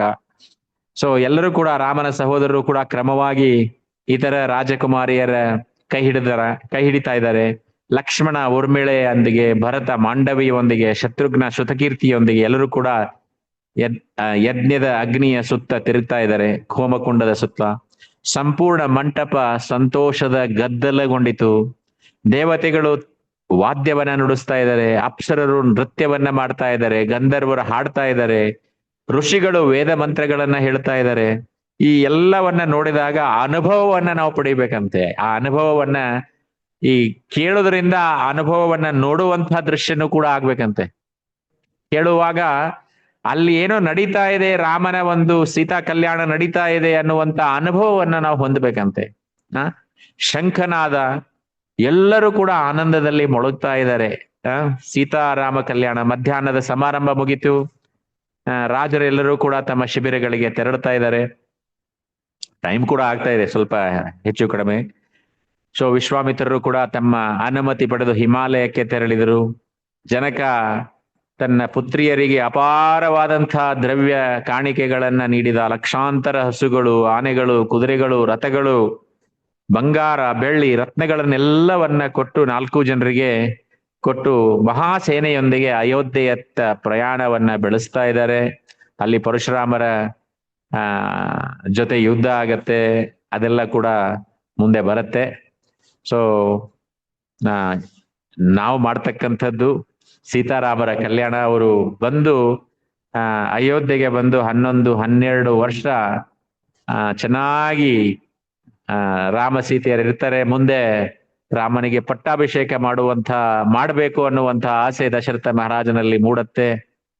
ಅಷ್ಟರಲ್ಲೇ ಮಂತರೆಯ ಕೆಲಸ ಅದನ್ನ ಕೆಡಿಸೋದು. ಅವಳೆಲ್ಲ ಬರ್ತಾಳೆ, ಕೈಕೇಯಿಯ ಮನಸ್ಸನ್ನ ಕೆಡಿಸ್ತಾಳೆ. ಮಂತರೆಯಲ್ಲಿ ಒಬ್ಬಳ ರಾಕ್ಷಸಿ ಇರ್ತಾಳೆ, ನಿಕೃತಿ ಅಂತ ರಾಕ್ಷಸಿ. ಆ ನಿಕೃತಿ ರಾಕ್ಷಸಿಯನ್ನ ತೆಗೆದುಬಿಟ್ಟು ಕೈಕೇಯಿ ಆಕ್ಚುಲಿ ತುಂಬಾ ಪ್ರೀತಿಯಿಂದ ರಾಮನನ್ನ ನೋಡ್ತಾ ಇದ್ಲಂತೆ. ಕೌಸಲ್ಯಗಿಂತ ಕೈಕೇಯಿ ತುಂಬಾ ಪ್ರೀತಿಯಿಂದ ರಾಮಚಂದ್ರನ ಮೇಲೆ ತುಂಬಾ ಪ್ರೀತಿ. ಆದ್ರೆ ಈ ಮಂತ್ರ ಹೇಳಿದ ಮಾತು ಕೈಕೇಯಿ ಕೇಳ್ತಾ ಇಲ್ಲ. ರಾಮ ರಾಜ ಆಗ್ತಾನೆ ಅಂದ್ರೆ ನಂಗೆ ತುಂಬಾ ಸಂತೋಷ ಅಂತ ಹೇಳ್ತಾ ಇದ್ದಾನೆ, ನಿನಗೆ ಗೊತ್ತಾಗಲ್ಲ ಅಂತ ಹೇಳಿ ಆ ನಿಕೃತಿ ಎನ್ನುವಂತ ರಾಕ್ಷಸಿಯನ್ನ ತೆಗೆದು ಕೈಕೇಯಿ ಮೈಯಲ್ಲಿ ಬಿಡ್ತಾ ಇದ್ದಾಳೆ. ಅವಾಗ ಕೈಕೇಯಿ ಕೂಡ ಮನಸ್ಸು ಕೆಡ್ತಾ ಇದೆ.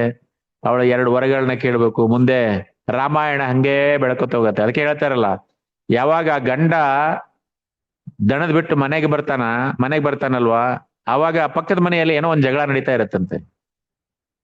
ಹೆಂಡತಿನ ಕೇಳ್ತಾನೆ, ಅಲ್ಲಿ ಏನೋ ಗದ್ಲ ನಡೀತಾ ಇದೆ ಅಲ್ಲ, ಅದೇನು ಅಂತ ಕೇಳ್ತಾನೆ. ಅದೊಂದು ದೊಡ್ಡ ರಾಮಾಯಣ ಬಿಡು ಅಂತ ಹೇಳ್ತಾರ ಅವ್ರು. ಪಕ್ಕದ ಮನೆಯಲ್ಲಿ ಅದೊಂದು ದೊಡ್ಡ ರಾಮಾಯಣ ಬಿಡು ಅಂದ್ರೆ ರಾಮಾಯಣ ಅಂದ್ರೆ ದೊಡ್ಡದು ಅಂತ ಅರ್ಥ. ಹಂಗೆ ರಾಮಾಯಣ ಹೇಳ್ತಾ ಹೋದ್ರೆ, ಯಾಕಂದ್ರೆ ಎಷ್ಟೋ ಉಪಕಥೆಗಳಿದೆ ರಾಮಾಯಣದಲ್ಲಿ. ನಾನು ಎಷ್ಟೋ ಉಪಕಥೆಗಳನ್ನ ಬಿಟ್ಟೆ. ಇವಾಗ್ಲೂ ಹೇಳ್ಬೇಕಂದ್ರೆ ಪರಶುರಾಮರ ಜೊತೆ ಒಂದು ಉಪಕಥೆ ಇದೆ. ಹೇಳ್ಬೇಕಂದ್ರೆ ಅದಕ್ಕೂ ಮುತ್ತ 10-15 ನಿಮಿಷ ಬೇಕು. ನಾವು ಸೀತಾರಾಮರ ಕಲ್ಯಾಣವನ್ನ ಕೇಳಿದ್ದೇವೆ, ಎಲ್ಲರಿಗೂ ಕಲ್ಯಾಣ ಆಗಲಿ. ನಿನ್ನೆ ರಾಮನವಮಿಯನ್ನ ಆಚರಣೆ ಮಾಡಿದ್ದೇವೆ. ಎಲ್ಲರಿಗೂ ಕೂಡ ರಾಮನ ಒಂದು ಕಥೆಯನ್ನ ಕೇಳಿದಾಗ, ಯಾವುದೇ ಭಾಗದಿಂದ ಕೇಳಿ ರಾಮನ ಕಥೆಯನ್ನ, ಅದರಲ್ಲಿ ಧರ್ಮದ ಮಾತುಗಳನ್ನ ನಾವು ಕೇಳ್ತೀವಿ. ರಾಮ ಎಷ್ಟು ಧರ್ಮವಂತನಾಗಿದ್ದ ಅನ್ನುವಂಥ ಮಾತುಗಳನ್ನ ಕೇಳ್ತೀವಿ.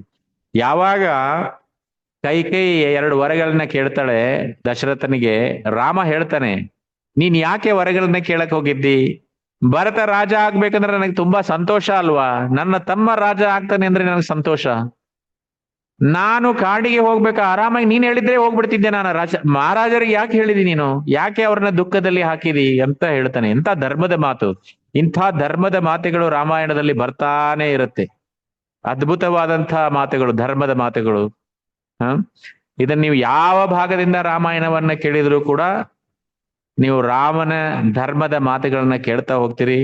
ಆಲಿಸ್ರಿ, ರಾಮನಿಗೆ ಪ್ರಾರ್ಥನೆ ಮಾಡಿ, ರಾಮಾಯಣವನ್ನ ಕೇಳಿ ನಮ್ಮ ಜೀವನವನ್ನ ಸಾರ್ಥಕ ಮಾಡಿಕೊಳ್ಳೋಣ ಎಲ್ಲರೂ ಅಂತ ಹೇಳಿ ಇವತ್ತಿನ ದಿವಸ ಸೀತಾರಾಮ ಕಲ್ಯಾಣ ಮತ್ತು ಅಹಲ್ಯಾದೇವಿಯ ಒಂದು ಉದ್ಧಾರವನ್ನ ನಾವು ಕೇಳಿದ್ವಿ. ಸೊ ಎಲ್ಲರಿಗೂ ಕೂಡ ಕಲ್ಯಾಣ ಆಗಲಿ ಅಂತ ಹೇಳಿ ಇವತ್ತಿನ ಪ್ರವಚನವನ್ನ ಮುಗಿಸ್ತಾ ಇದ್ದೇನೆ. ಹರೇ ಕೃಷ್ಣ ಕೃಷ್ಣ ಕೃಷ್ಣ ಹರೇ ಹರೇ, ಹರೇ ರಾಮ ರಾಮ ರಾಮ ಹರೇ ಹರೇ.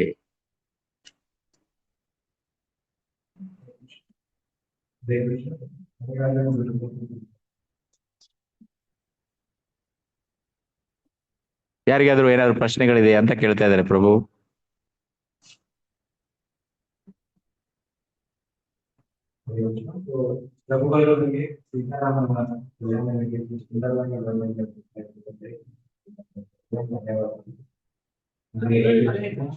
ಹರೇ ಕೃಷ್ಣ ಕೃಷ್ಣ ಹರೇ ಹರೇ, ಹರೇ ರಾಮ ರಾಮ ರಾಮ ಹರೇ ಹರೇ.